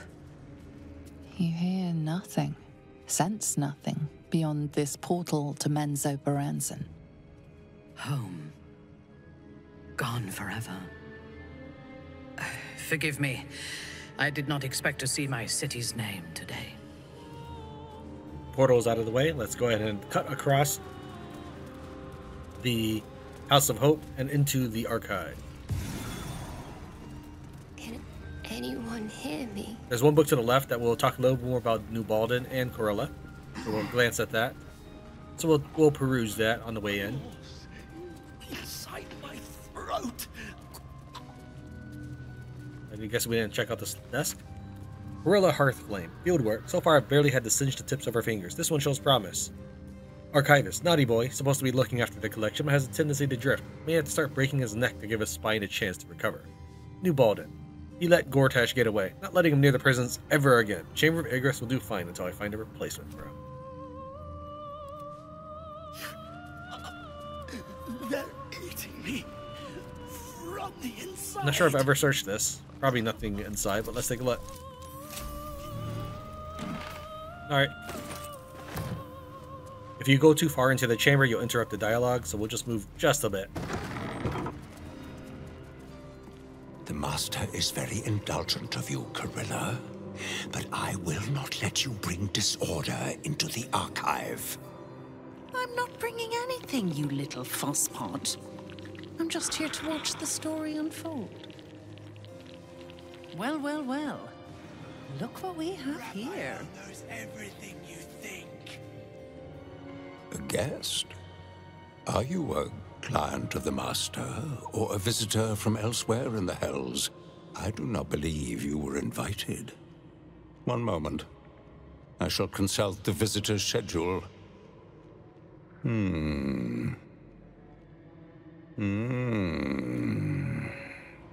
His eyes flicker back and forth as if he is reading a book. He has the schedule memorized, or it's carved into his eyelids. Most irregular. The schedule is all but clear, and yet you are here. Access the schedule by reading his thoughts. No visitors expected, other than Corella Hearthflame and Virilius Receptor, Zariel's High Inquisitor. Have you ever met Hope? Yes. Nasty little gadfly. I'd swat her if the Master wasn't so fond of tormenting her. Gods, I hate the hells. Are there any highlights in the collection? A fine pair of gauntlets that allow the wearer to twist the head from even the most resilient malingerer. An amulet that causes the blood to surge and the heart to swell, along with other parts. Most invigorating. And awaiting installation, we have secured a rod that gathers the weave around it in great quantities, just as surely as shit gathers flies. I just want to explore the archive. Be my guest. Even if you're not scheduled for an appointment, this is a civilized place. As long as you don't remove any of the artifacts, nobody will remove your skin. Unless Master Raphael decides otherwise, of course. Of course. You should know that I am Verilius Receptor, Zariel's High Inquisitor. 1,000 apologies, O majestic magistrate of the Infernal Court.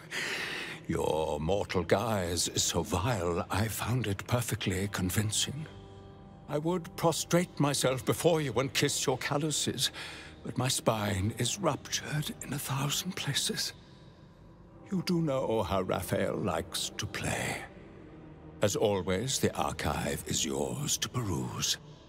You'll find everything accounted for, and I can present documents of procurement if necessary. Can I take a look at the Crown of Curses? Most droll, Inquisitor.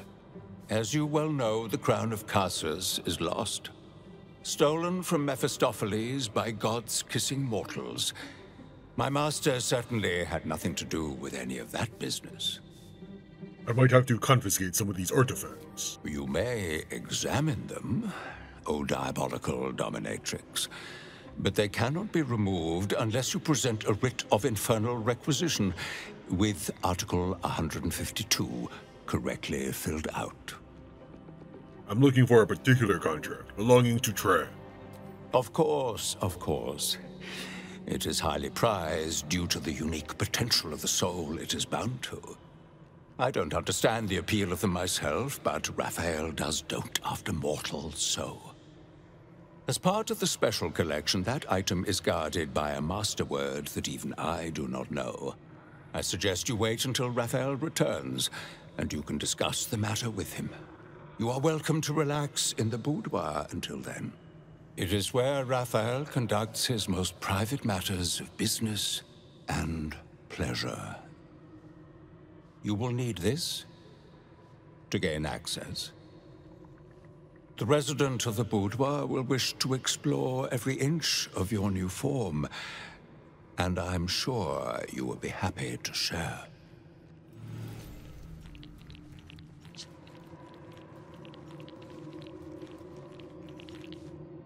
Can't resist the faintest hint of a temptation, can you?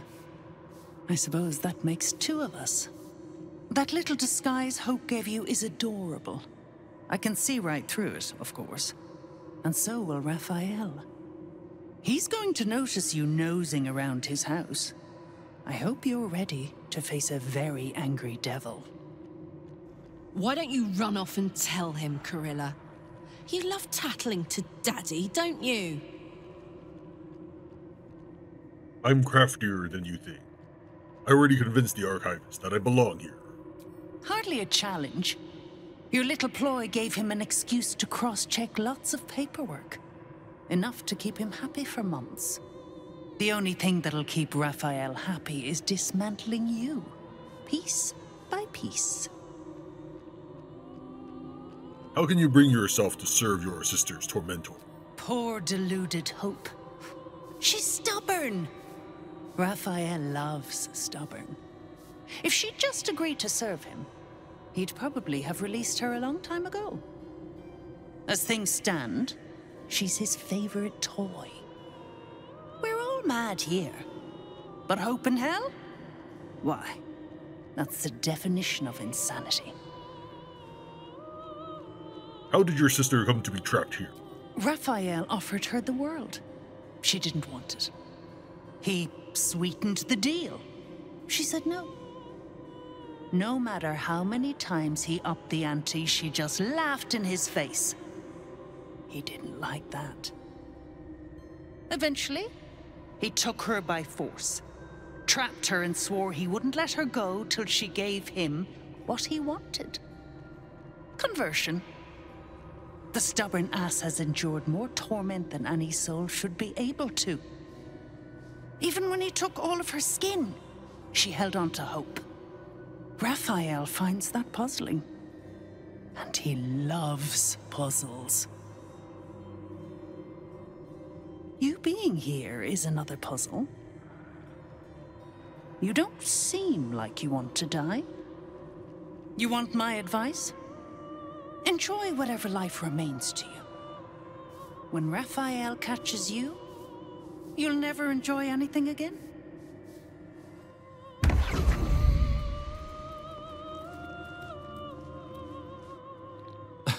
No interruptions, please. Theming Hope, Part 1. Gorilla's transcript of a conversation between Raphael and her sister Hope. Did your mother sing you nursery rhymes? What? Little Miss Teffel sat on her kettle, steam blowing between her lips. Along came her oven in need of some loving, and soon she had scalded hips. Sounds almost like a rap. I've always thought rap was just lyrical poetry. Is that the right way to put it? Musical poetry. That's funny. And yet you do not laugh. Come, Hope. Don't look so aggrieved. This little realm around us, this house, you have mastery of it. And you of me. Sing me a song, Hope. I'm speaking to you. Now don't go silent. I'd hate to have to slit a child up the navel and rinse you in their insides. You're some pervert. Then sing me a song, I say. Nursery sweet. But don't to me. I'll know if you do. For some moments, she does. I remember our mother used to sing it to us, a gentle melody, laden like delicious like plump young arms, laden with autumn-ripe apples. When the song concludes, Raphael sighs and looks at my sister. You're something, my dear, really rather something. Would have you master your own fate. Let me give you some free rein to do so. Let's abandon this whole ugly imprisonment. Serve me willingly. Things would be as merry and jubilant as that song you've just given me. Sweet Raphael? Yes, Hope. Eat dung. But stuff your maggoty tongue in some other woman's ear. Here he looks upon her with such longing and hate, I think he might actually kill her. Oh, that was an error, my dear. In grave error. I shall see you soon.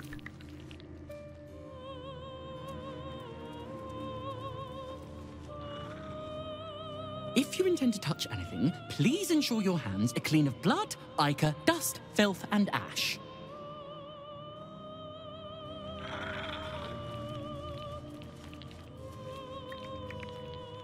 Just look. Exquisitely arranged down to the last thread. If you see him, tell him how beautiful it is. I'm not sure if the Netherworld book is a unique one to this place or just a common book. A first-hand account of the fall of Netherworld, written by Raphael. Even a Maragon could not have kept a smile from creeping across its face when walking through those fields of the dead. Bodies broken, the land painted crimson from horizon to horizon. Karsus brought Netherworld's cities tumbling from the skies, and for a brief, glorious moment, he created a spectacle of such utter horror it was worthy to be the 10th hell. I delighted in it until I realized that the one thing I sought was not to be found among that delicious carnage. The crown had been stolen.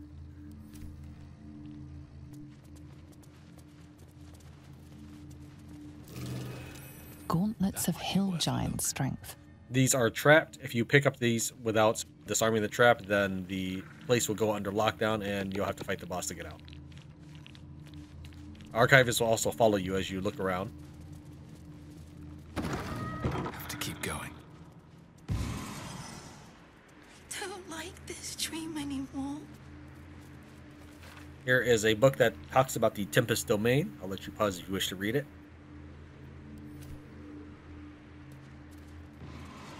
Through the telescope, a sinister vista sprawls before you. boiling rivers and sheer crags. A sight of the hells that you'll never forget. Let's go ahead and send Asterion in. Where's the archivist? He's looking in this direction. So what we really want to do is, let's go ahead and send Tran over here and get the archivist's attention. We're going to go ahead and steal these things.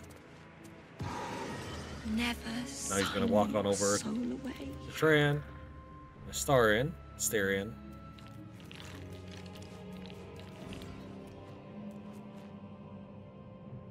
Skeleton happens to be looking in this direction. The moment he turns his back, we're going to help ourselves to these gauntlets of Hill Giant Strength. +1. Strength saving throws. Sets the wearer's strength to 23. The enchantment has no effect if their strength grows higher without it. We just need to wait for the skeleton to turn around. We need to disarm this.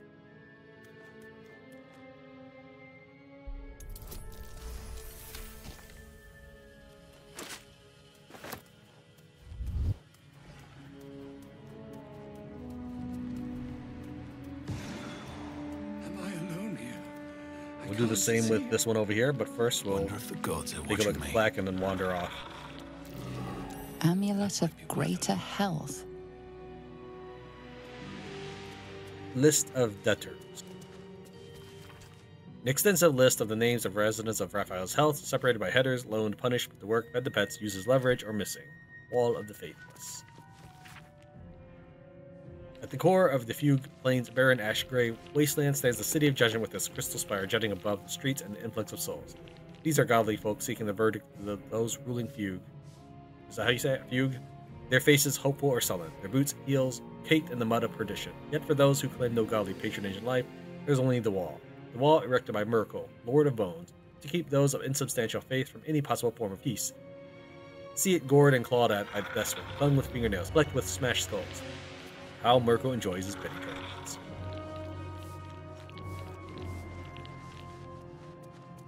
The Nautiloid Adventurers. Raphael sees everything Raphael. you do. Raphael, as requested, I've kept a close eye on the infected adventurers who fell from the Nautiloid and survived. Impressive. They spent a while stumbling around like lost babes, easily distracted ones at that, but finally made it to Moonrise Towers. You should have seen the mess they made there. Pure, delicious chaos. They killed Ketherick. It was a hell of a show. I'm delighted I got a front row seat, and now they're in Worm's Crossing. The last few days are anything to go by. I'm expecting more blood, death, and chaos, which means they'll be running into you any day now. If anything changes, I'll keep you posted. Orders for the Archivist. Without delay, move some of the contracts and treasures to the main cache. We are excited about soon acquiring the Crown of Karsus and want certain things on display while the rest may be safely stored in the secret vault. What we want in the archive are the Amulet of Greater Health and Gauntlets of Hill Giant Strength. The place is reserved for the Crown. Artifacts in the vault should be the Staff of Spellpower and backup gold cache. And your backup gold is $600. I'm sure Mole carries more than that. If you hadn't signed the contract yet, the hammer is here. We also have the House of Wonders book. We'll have Asterion look that over as he sneaks on in. I'll let you pause if you want to read about Gon. The archivist is going to look over here. I need you to pay attention to Tran.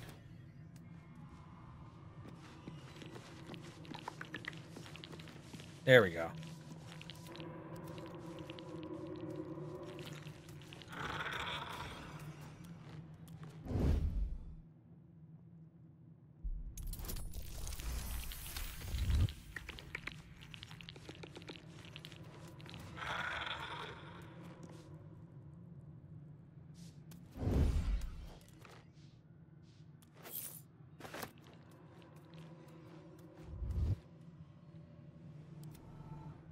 Okay, let's get everyone out of here.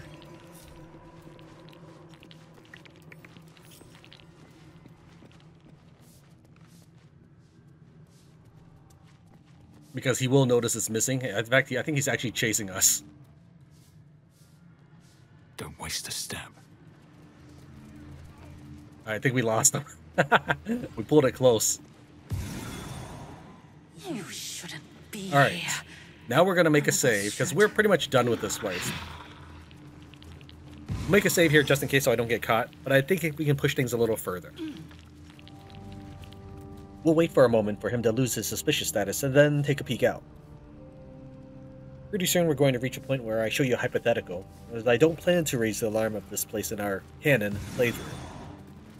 but I still want to show you the house in its entirety. He's already probably done looking for us, but we'll close the door nonetheless.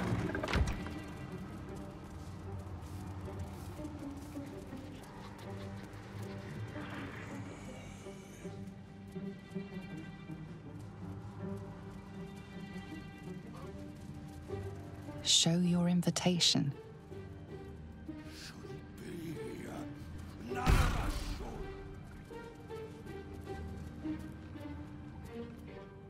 The archivist told you to cool off in the boudoir. Well, here it is. A horrid place where pleasure is pain and pain is pleasure and hope cannot live at all. Do you think there's anything that might help inside? Nothing stopping you from taking a peek inside. But you might get much more than an eyeful. Everything in this house exists for Raphael's pleasure and Raphael's pleasure alone. That includes Raphael himself, whatever form he takes. There's not really a lot here, but let's go and pick everything nonetheless and see what treasures await. We already looted their secret treasure vault with the 666 gold. We have a lot of these, which is pretty good. Step quick. Once you trigger the alarm, you really can't leave without fighting the boss. And although you aren't able to leave to long rest because it's a danger area, you can use these restoration faucets, which I believe work just like the restoration pods. Make it stop. That's curious.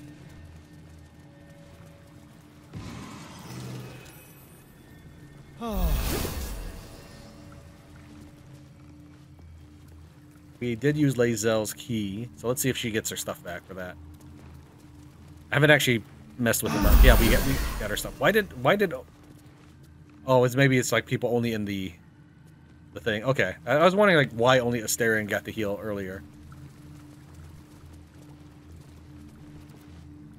All right, we'll send Tran up here. A lost little mouse is running through the house. A thief in the night, greedy and here to take. Why are you here, little thief? His name, I think you call it an anagram or something. You can spell Raphael with it. Raphael, you're looking skimpy. Raphael? Ha! No. You will have a far crueler master than Raphael soon. But what inspired you to pay him a visit? To break my contract. Oh, I love a cheater. Why don't we play a game? You win, I give you everything you desire. But you'll enjoy yourself more if you lose. Yeah, I have no idea what this game is. I've never accepted him on this option. What's the game? It's a surprise. Off with your clothes. I don't think so. Tut, tut. You will make a pretty feast.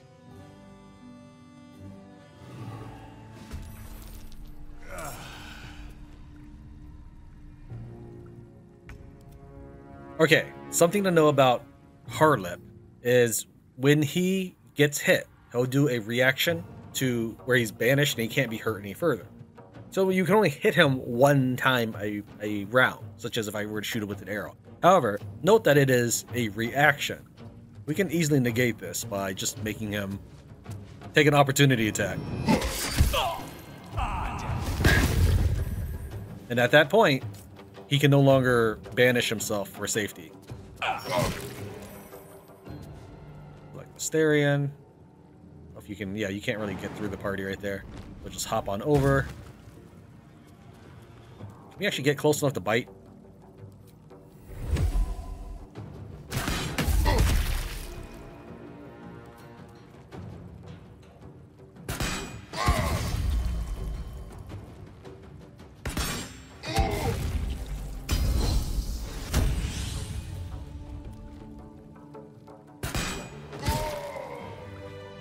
if he were to live long enough, he would summon 3 imps here and 3 imps here. But you can also still summon those imps if you wanted by triggering this trap. So if you don't disarm it, you'll get hit by a fireball from the painting that says Raphael bears flames. Okay, let's just go ahead and trigger that trap. And if they don't see you, then they just sort of hover here around the bed in this formation and keep you from returning.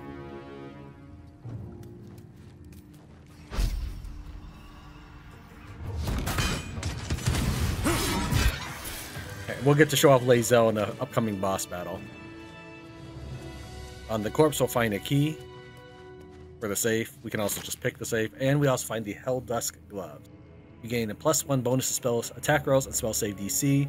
Your weapon attacks deal one additional 1 to 6 fire damage. Your unarmed attacks deal an additional 1 to 6 necrotic damage, and can possibly inflict bleeding.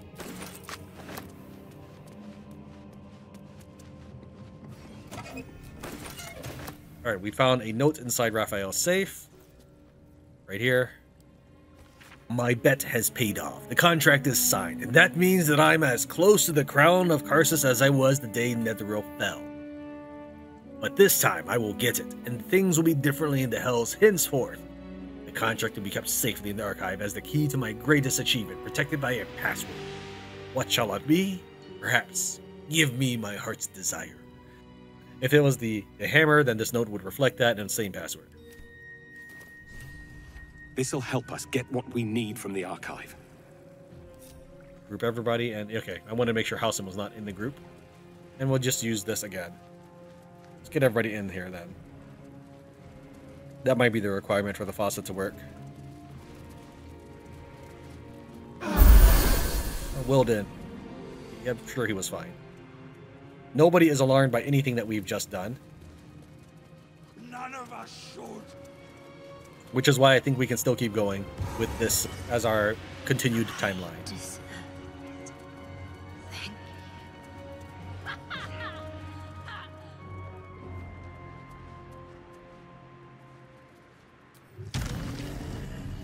Fly out over here and enter the prison. Careful! The jailer will swallow you whole if you take another step. And you won't be able to save me while you're being digested! You found my prison. My body is held in chains just beyond. But where is your contract, you inglorious lump? Why can't I just free you now? The sound of the chains breaking will echo across the plains. Raphael will fly home furious when he hears it. If he still has your contract when that happens, your debt is done. I'll make sure I'm ready. Ready for Raphael's homecoming? He'll use you as a handkerchief. No, no, no. Don't listen to me. You're going to do just fine. I'll be waiting. Like I have a choice.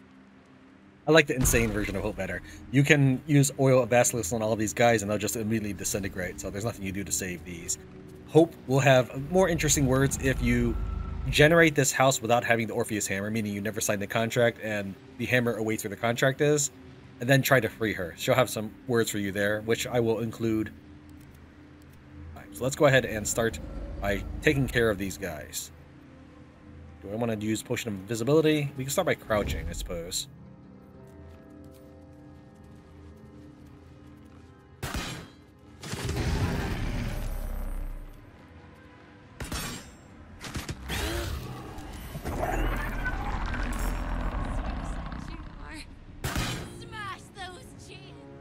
Come on, take the shot. He already fired, and now the arrow just has to fly out. There we go. We could use another arrow of mini. Still didn't bounce between these guys. That's always lame when it doesn't do that. Can I hit you from here? Maybe it's because you're out of range? I don't know.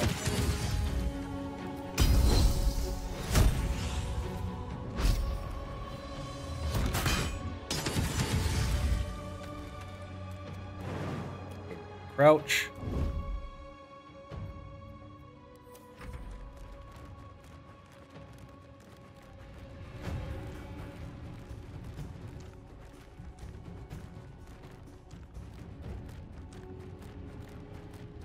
You are a fool to resist. Pain awaits.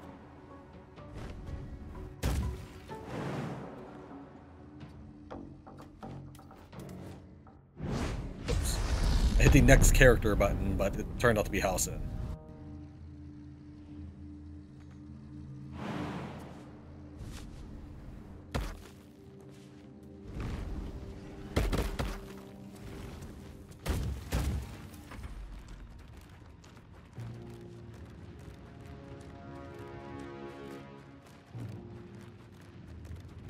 Yeah, for my rehearsal of this, I threw the spectator at them for my iron flask and just had spectator versus spectator battle. The spectator I threw, it was immediately knocked off by one of the imps, just like shoved off or something. I don't know exactly what happened, but yeah, he did go flying. And then he just re-teleported back on the chasm because he's a flying unit.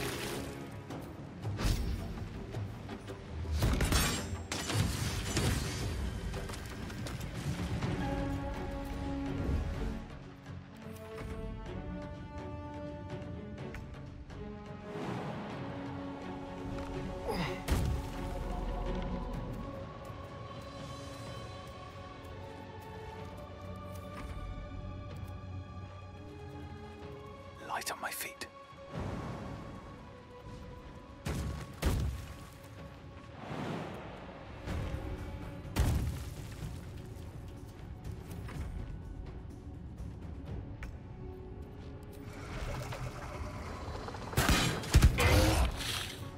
Okay, do I have aberration arrows in my pocket here?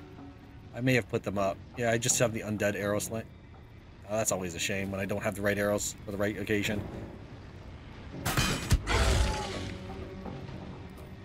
Meatball! Her new Diva Maces. We'll use that. I don't know what those damage values were, but yep, he probably would have been killed on full health.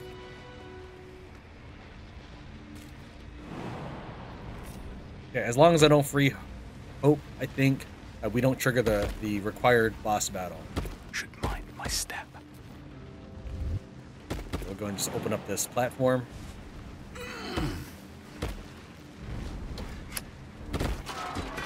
Pull this lever, which should open the hatch above us.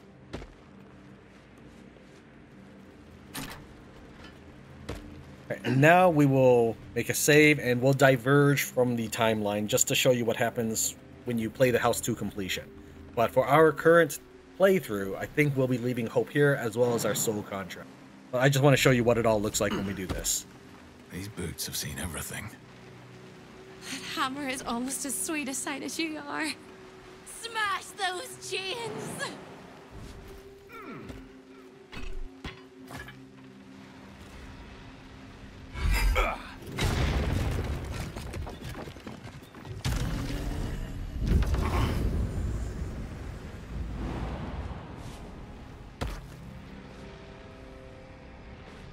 Come on, I clicked it.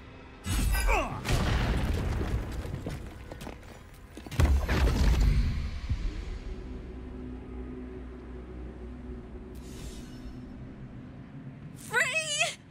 I never thought I would be believed I could be hoped I might be. Heads will roll! But we must dress the Hollyphant in the room. I can see how you avoid looking at me. I must be so terribly mutilated after all these decades of torture. Don't hold back. Tell me how bad it is. Hideous. I can barely stand to look at you. I shall find a breathable sack to wear on my noggin. But only after we escape. We'll carve our way to the entrance hall and chop Raphael into messes. That's the hopeful version, of course. The likely version is that we are the messes and he is the chopper. We need to grab your contract quick as a hiccup, or Raphael will come and chew up your soul. Onward!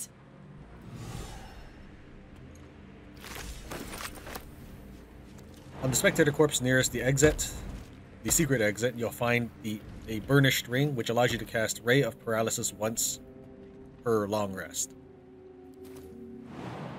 By having one of our characters near the archivist, once we free Hope, we actually get some last parting words from him before he disappears. To avoid the encounters throughout the mansion, we'll go ahead and drink an invisibility potion and throw one at Hope as well. We'll have our characters start running in that direction. Right there, what's a good place to stop while we switch over to Carla. This is delightful. You have what you wanted, but you cannot leave lest all hells break loose. A hopeless situation.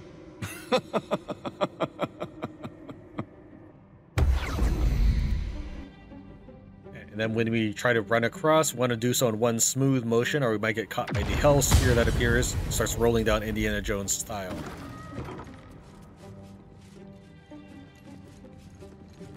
We're going to group with Karlach.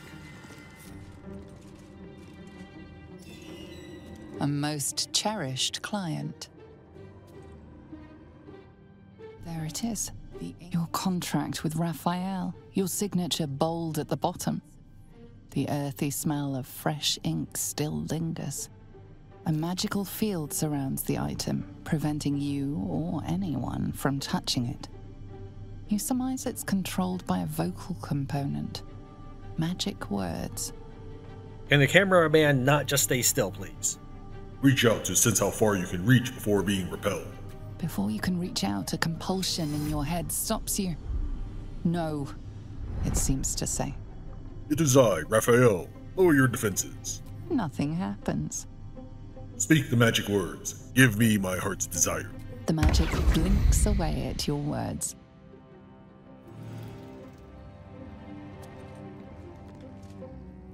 This piece of humble parchment contains your promise to give Raphael the crown of Carsus. Without it, you are unbound from him forever. Tear it in two. Your blood suddenly runs cold. Raphael knows what you've done. None of your teammates have anything to say about that. But let's see what Hope has to say in general. No time for chitter-chatter. It's tempting to delay the inevitable, but this is it. The big showdown, the final act, the glorious ruin that comes to us all. There is also the slim possibility that we win. Hope, I like you. All right, let's go ahead and throw... Oops, that's a haste. We need to throw invisibility. Drink up. Drink up. Let's get out of here. While we can completely fight these guys and school them, it's no real point. They're not a particular challenge by any means. They have 15 hit points. When killed, they erupt in a fireball, and then a new hell beast emerges from the ashes.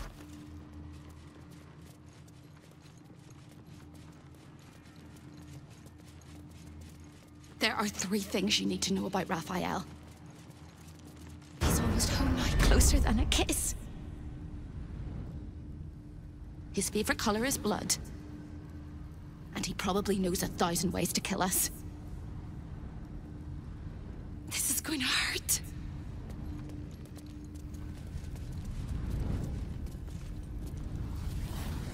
Give me a second for my invisibility to wear out, or it won't be Tran doing the dialogue. Even though it's Tran selecting the portal, this is not my first attempt to get this to appear. Wait for Karlach 2, might as well.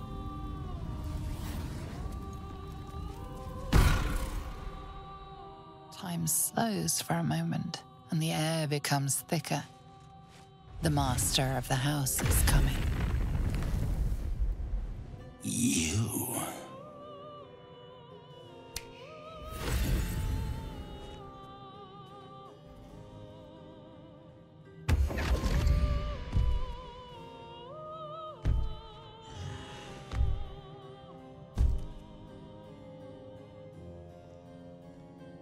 There are many things in your world that I loathe. Litters of kittens, chattering children, the noise and the chaos of it all. In my world, in my house, there is order, and there are rules. You have broken the most important rule of all, and committed the cardinal sin. You went against your word, and defied our contract. In doing so, You brought the chaos of your world into mine. I will not abide it. Gorilla, this is your chance to be free. Help me take him down. You think I'm on your side? The only reason you're here is because Raphael allowed you to be. I permitted you the freedom to decide your own fate.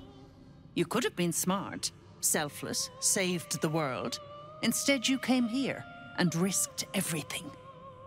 It's the fatal flaw of mortal kind. Take away their free will and they call you a tyrant. Allow them to indulge it and they become tyrants.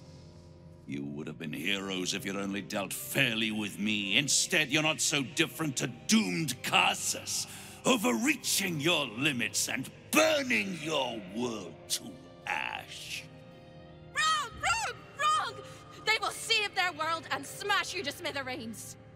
It's this charming naivety that makes your company such a joy to me, Hope.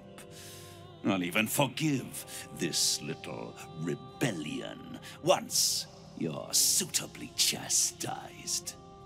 This isn't a rebellion. It's a revolt. I'm revolting! Then Hope dies today. Commander, you can salvage a trophy from these insects when I'm done with them. These insects struck me down beneath the Shadowlands. They are worthy opponents. Their skulls will make fine trophies. Join the winning side. Raphael doesn't stand a chance against me.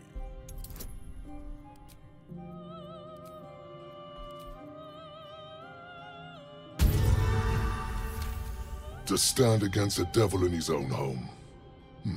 That takes courage. I'm with you. How tiresome. Am I to understand that you wish to die with them?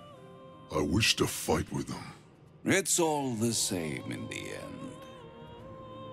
If you have any last words, make it quick.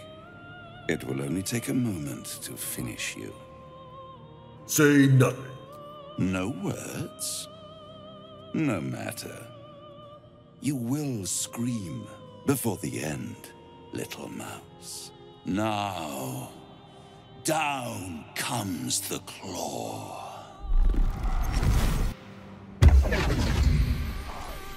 All mortal lives expire. Souls go to their dooms in flame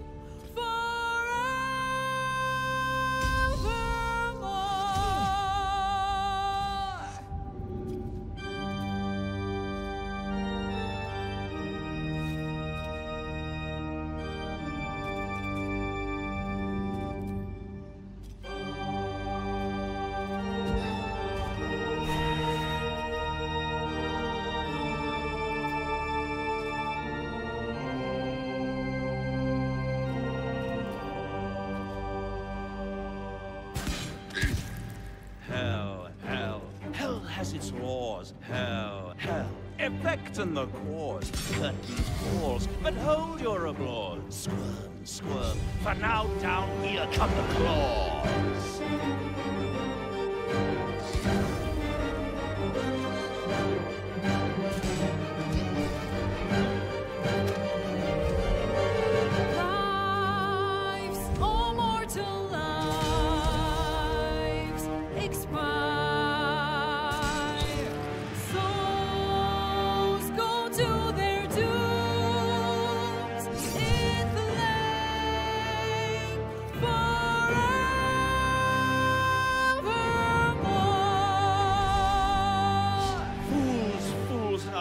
You have fought.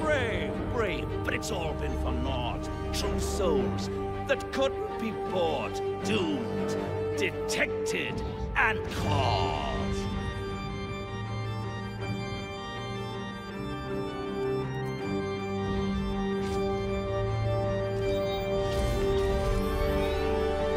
ordeal sits over the final act. You're doomed. No more grace. It's over. This house of hope. You're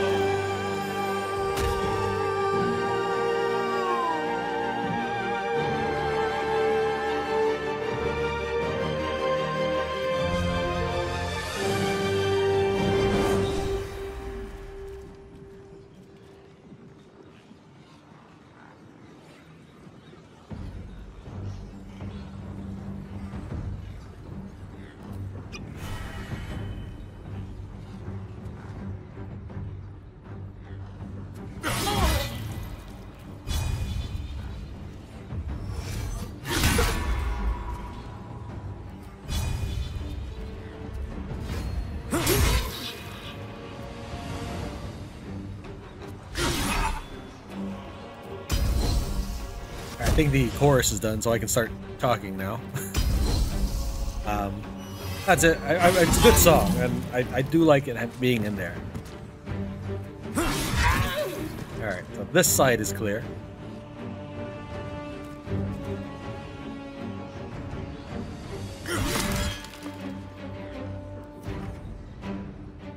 Earlier I was right-clicking to cancel her attack of that because she couldn't warp to him, probably because she couldn't see him. So she was going to walk through all of that, so I had to cancel by right-clicking. And then the game wouldn't let me do anything, probably because it had the tooltip examine on it, and I had to also cancel that tooltip.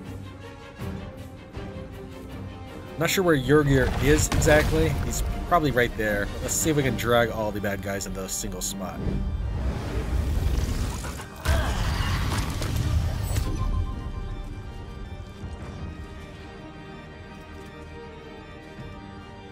These guys are immune to fire, so it's no use really casting that.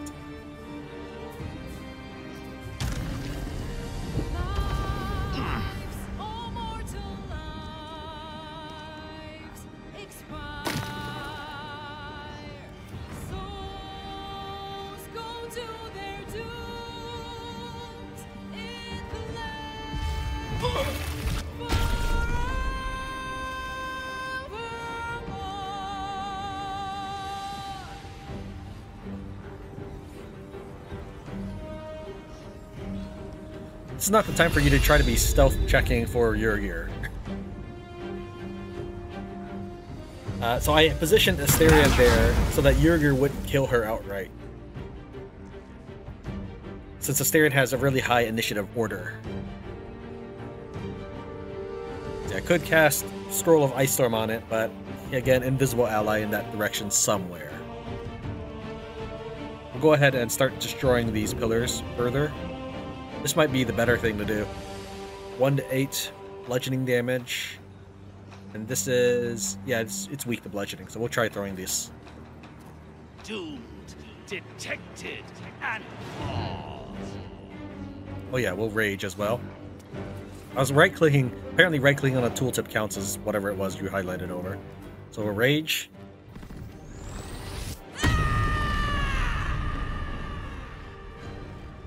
We'll drink a potion of speed.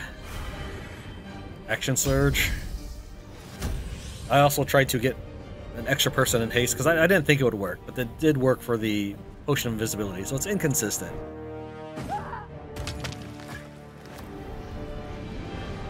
Almost wrecked it. Let's just throw one over here. Again, it would be better just to break them, but depending on how high her damage is, it might be a waste to just do it for 12 damage or something.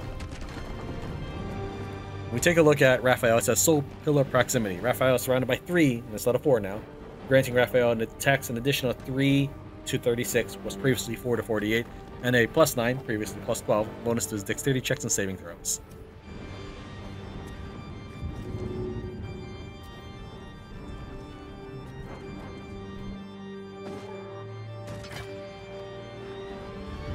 Karlach might actually be able to solo his pillars.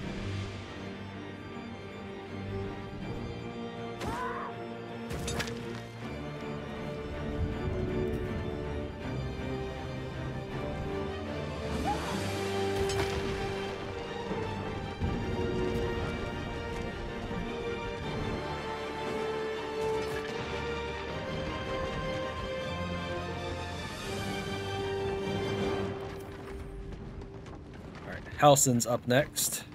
He doesn't really have a whole lot he could do.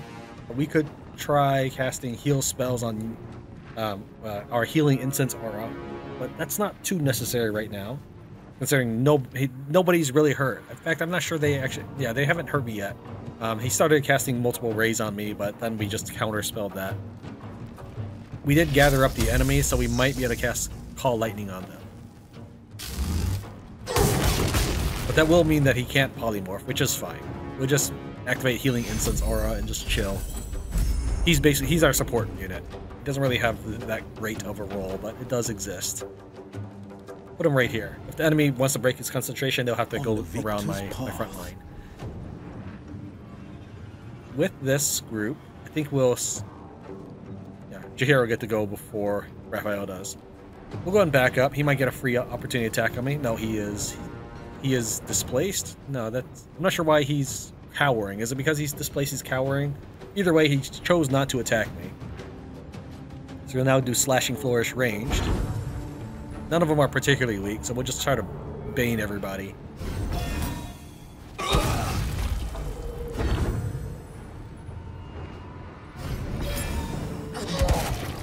Okay, and then we immediately have the option to hold everybody in place. I wonder, could we actually dominate? He's not a humanoid, so that wouldn't work with hold person either. But we do have hold monster, obviously. So I guess we'll just do 100% on Raphael, and we'll back him far away. Not that they're probably going to get through Will's armor class or any of that stuff.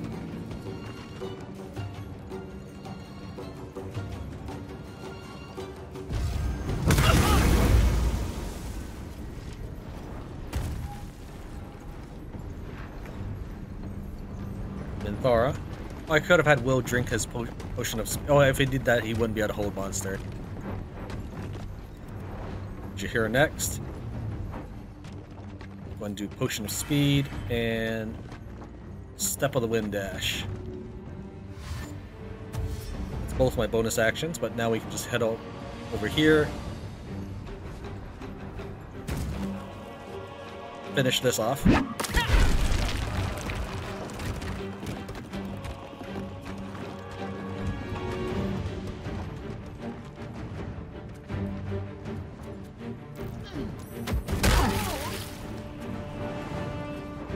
Get you back in formation over here.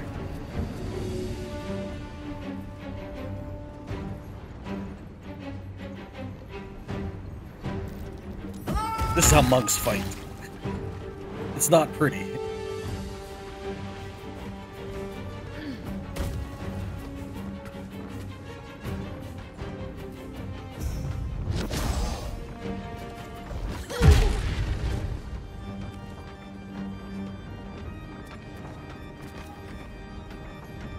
Shadowheart, you're up next. I don't know how many rounds these guys will last for, but we can cast Spirit Guardians.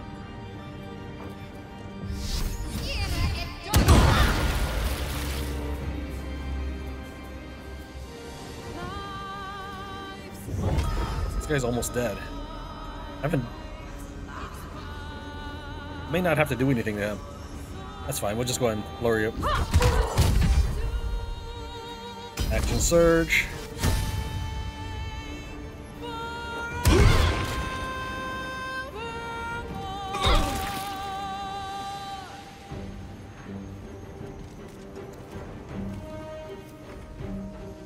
Gil, you're up next.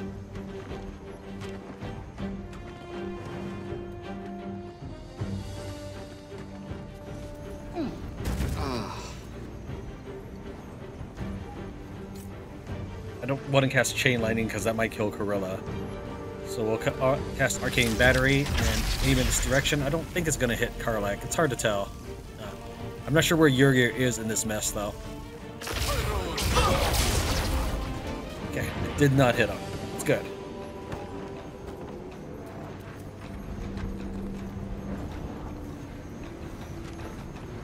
Doomed, detected, and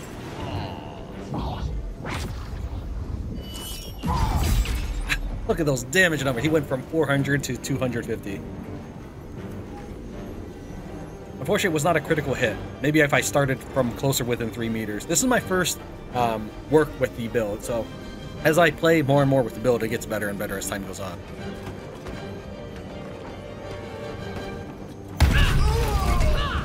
Go for him last.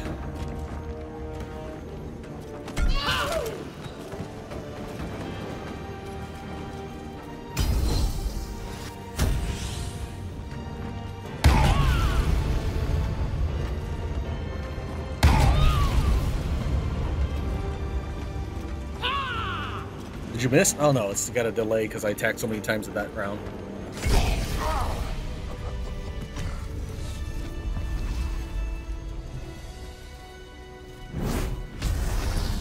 It is absolutely preposterous that any of us are alive.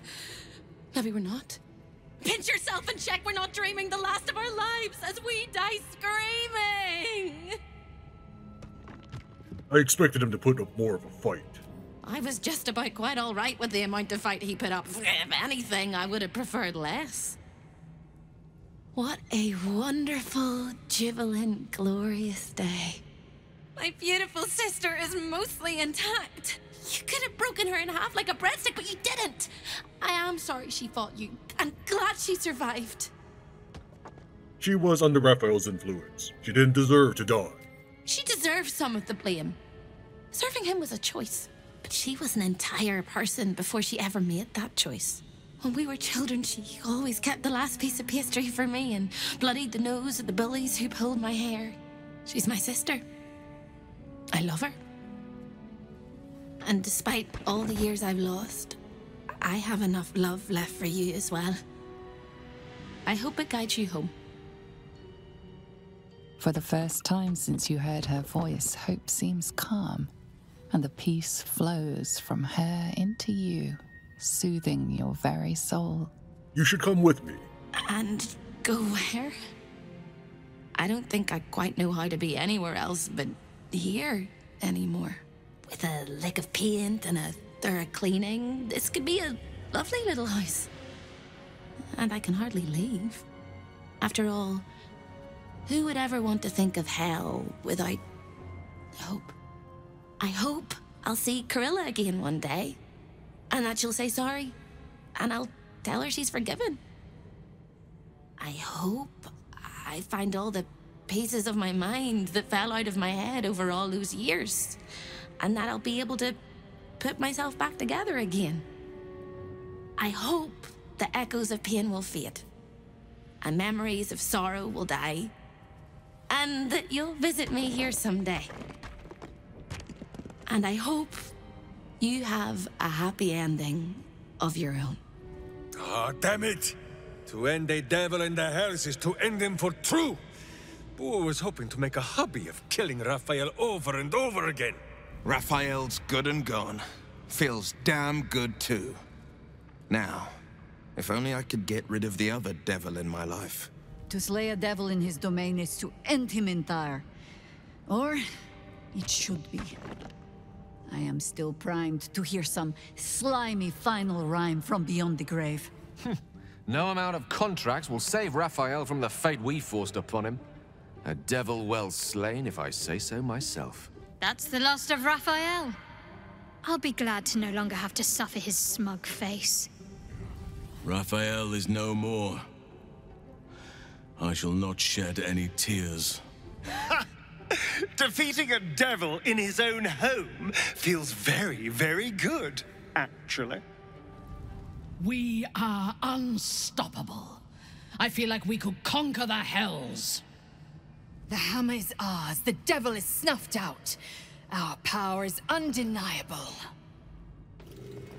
I'm gonna have to redo that segment because my aura of healing just kept healing everybody during that conversation. You just hear everybody go, ah, when they get their health back. Hope is finally free. She plans to give true meaning to the name House of Hope. You get Gloves of Soul Catching. Your unarmed attacks deal an additional 1 to 10 force damage, and once per turn on an unarmed hit, you regain 10 hit points. As for Raphael's corpse, again, this is not loot that we will have on our actual run-through, but he would give us Hell Dusk armor.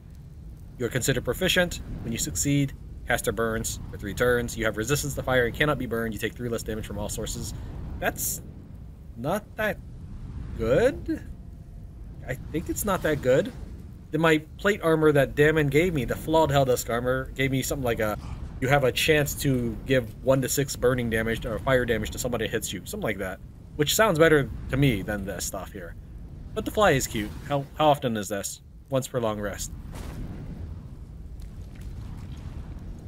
On Corilla's unconscious form, we find a scroll, which is a report for Raphael. Somehow word that the Orphic Hammer is in the House of Hope has gotten out and is circulating on the gate's information black market. I have 2 suspects for this. First, Gortash, who of course knows many of the house's secrets, and second, that diabolist for hire Helsing, who I think helped Gortash burgle the crown of Karsus and might have learned about the hammer from him. If I had to guess, I'd wager it was Helsing, simply because if she has something that's worth money, she'll find a way to sell it, and selling a way to free Orpheus could come with a high price tag. Alright, so if she knew all of this and was preparing a report for Raphael, why would she hint to us that Helsing was how Gortash broke into the Hells to steal the crown of Karsus? She only mentioned it because she was a little drunk, and it shouldn't have anything to do with her work, because she wouldn't have willingly given information about her work. So this unfortunately is not synchronized with what we see as facts. But, and you know, it's a video game, blah blah, they want to herd you into this area. You can betray Yrgir. We're not going to. You fought well. We could use such strength in the Blood War. You did us a favor, Yrgir, so I'm going to let that slide. Now I'm free of Raphael's blasted contract. I can return to the front lines. Good luck, Yrgir. You're a fine warrior. And you are a worthy ally. Whoever your enemies are, they have good reason to fear you. And I'll gladly lend you my skills against them when the time comes. Until then, good luck to you, little rabbit. You're a finer hunter than any wolf. I don't know who's going to be calling Tran a little rabbit, but sure. And we're done with this region. Let's go and hop back out, only to hear nagging from the Emperor. So you wormed your way into the Devil's Lair, risked mind, limb, and freedom, and destroyed the contract that bound you. The contract you tried to hide from me. Did you think I wouldn't find out? Did you think that you would quietly infiltrate the Devil's home with me nestled right within your thoughts, and mask your true intentions from me? There is only one thing to understand about a devil. It serves only itself. Anything it promised to deliver, it would recover tenfold. You realized the error of your ways and corrected them. But you would do better not to err in the first place, especially when there is so much at stake. You saw for yourself what the Chosen are capable of. But did you also see their weakness? This, I would say, is a weak part of the game in that you can decline Raphael, and of course he'll wait for you to change your mind, should you want this. But when you do change your mind, you can't tell the Emperor, so he just makes it look like you are lying to it. I've been open and honest in my dealings with the Emperor. Now he's like, oh, you didn't tell me the truth. I tried, but the game won't let me. Did you also see their weakness? Is it us? Yes, in a manner of speaking. It was their union that made them. They had an almost flawless plan to dominate Faerun, but their distrust is their undoing. We must not fall into the same trap. We must trust one another. Fine. From now on, I trust you. Good. If we can count upon each other, then we may count one advantage in our favor. You may think yourself ingenious for having slain a devil, but you have merely ironed out a wrinkle. The Elder Brain will not be such an easy foe. It is time we resume our journey to find it. Okay, we're not quite done with this little area. Let's chat with Helsing on the way out, but there is one more entity that we haven't even spoken to. We weren't grouped up.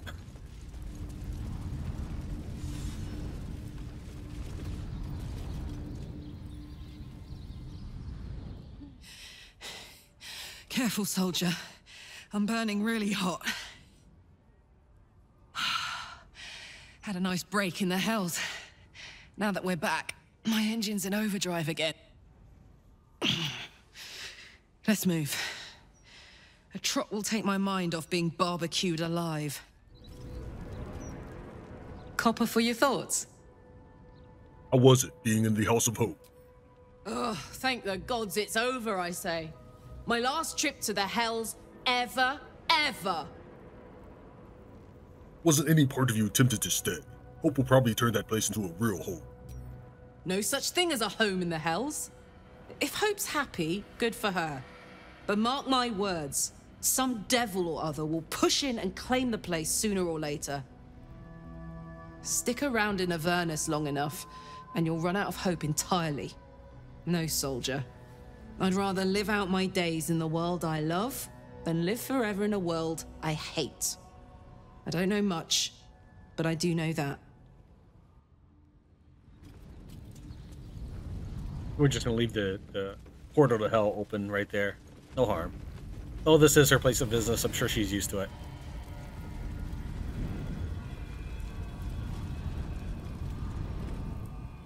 Trips to the hells are usually one way, especially when the traveler causes the kind of trouble you did. I knew you were a thief, didn't realize you were a killer. Raphael's death is already causing quite a stir across the hells. It's a rare thing for a mortal to slay a devil of his stature. I'm impressed, and just a little bit intimidated. Your coin is always welcome here. And so are you, Devil Slayer. We'll come back and steal this later. Also, I didn't actually need to sneak around and steal the gauntlets and the amulet of Constitution from the museum.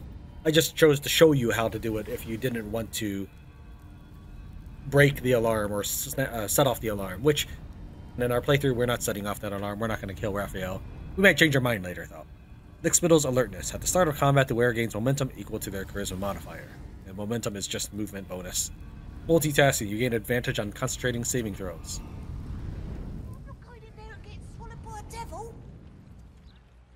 Oh, I get it. You're scared. Oh, knock it off. Let's go home. What's up, kids? I just met a devil. You want to hear about it? You first?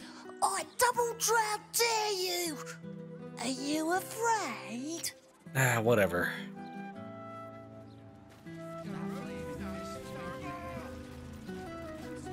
You need to find a way forward. Can I fly up to the roof of this building from here? It doesn't look like it. Oh, maybe. Hold on. So you have to go. Come on, I'm clicking. I think he has to finish levitating all that animation. I get it. Up on the roof, we meet Tara, the Tressym. Nothing but death.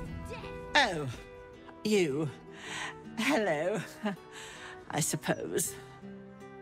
Have you got any other magic objects you'd be willing to part with? I may or I may not. Depends what you have to offer in return. I have very high standards, mind.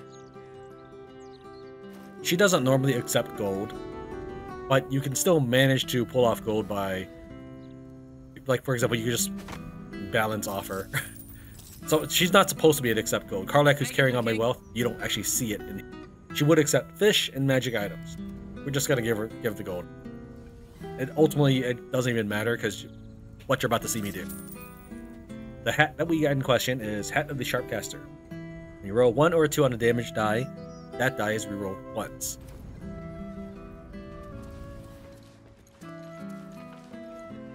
Let's go ahead and stealth. Turn on non-lethal attacks. I'm gonna hit this cat. Now it is unconscious. You can see that knocked out, but we do find the Tressym collar on it, which gives us the telekinesis spell once per long rest. We'll take that. We'll leave you the gold though. Now he's totally okay, and I'll prove it because we have more dealings with Tara. Let's go ahead and return to camp.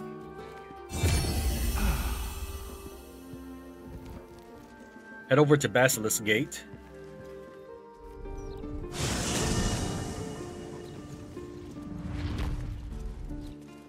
And we can find Tara once again, and this time she'll have a different item in her inventory.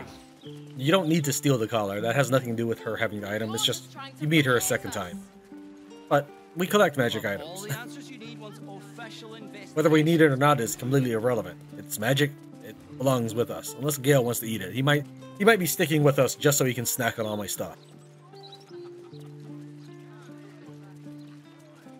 This is the party where we met the Red Dwarf for the first time. Just fly to the roof of this building. You can see me clicking. See how the cursor's pulsing? But it takes that long for it to kick in an actual command here.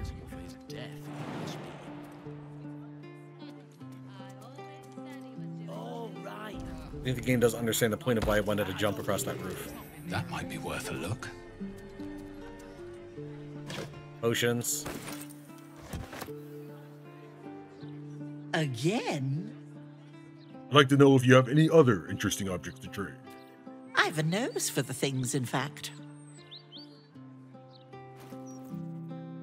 Slinging Shoes returns to its owner when thrown. On a hit, deal an additional 2 to 8 psychic damage. That's in addition to, I guess, whatever you throw. Probably 1 damage, since it's not lightweight.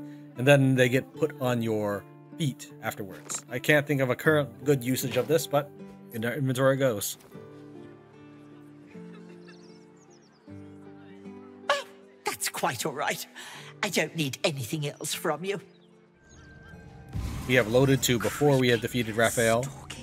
Everything's a-okay. All the debtors are still wandering and mad, and Raphael is unslain. Let's go and leave. We'll still take care of the Tressym, but there's one other thing we want to do, and that is head on over to Mole and hand her contract. I have tried taking the contract to her brother, and nothing happens. It's gonna be his grave.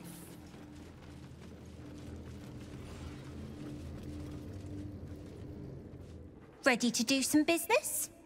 I found the contract you signed with Raphael, Mole. Do you want it? Give me that! Can't have this floating around loose. I thought I was meant to be the thief.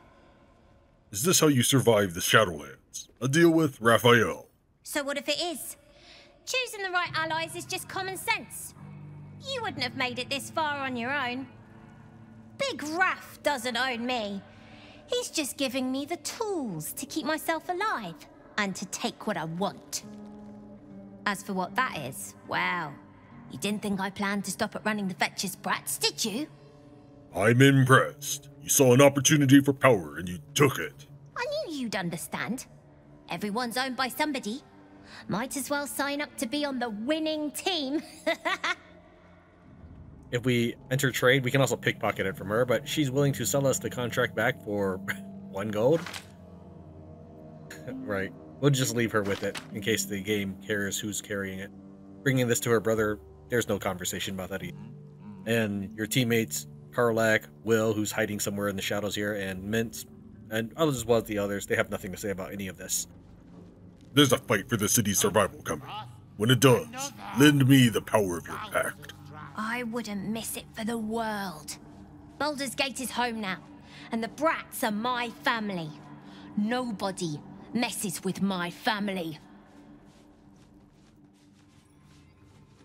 And that concludes our adventures in Hell, at least for this episode. Thank you very much, Tran wins Baldur's Gate 3. I'll see you next time. You went against your word and defied our contract. In doing so, you brought the chaos of your world into mine. But your intrusion and insolence is not the most disappointing part of this whole affair. Your stupidity is. I still hold your contract, and your presence here is a violation of Clause 15, Subclause 4. It is said that hope is a fine breakfast, but a poor supper. Well, the shadows grow long and the hour is late. It's supper time. And I'll sup on your soul.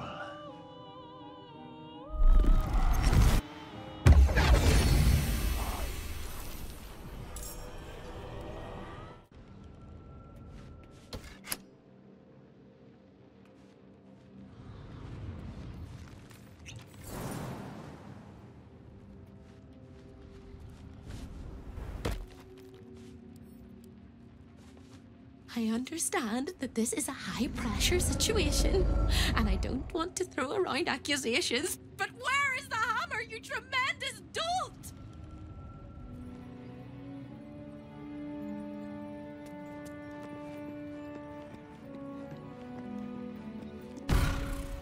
I'm sure we've both made mistakes, and this would be a bad time to start blaming one another.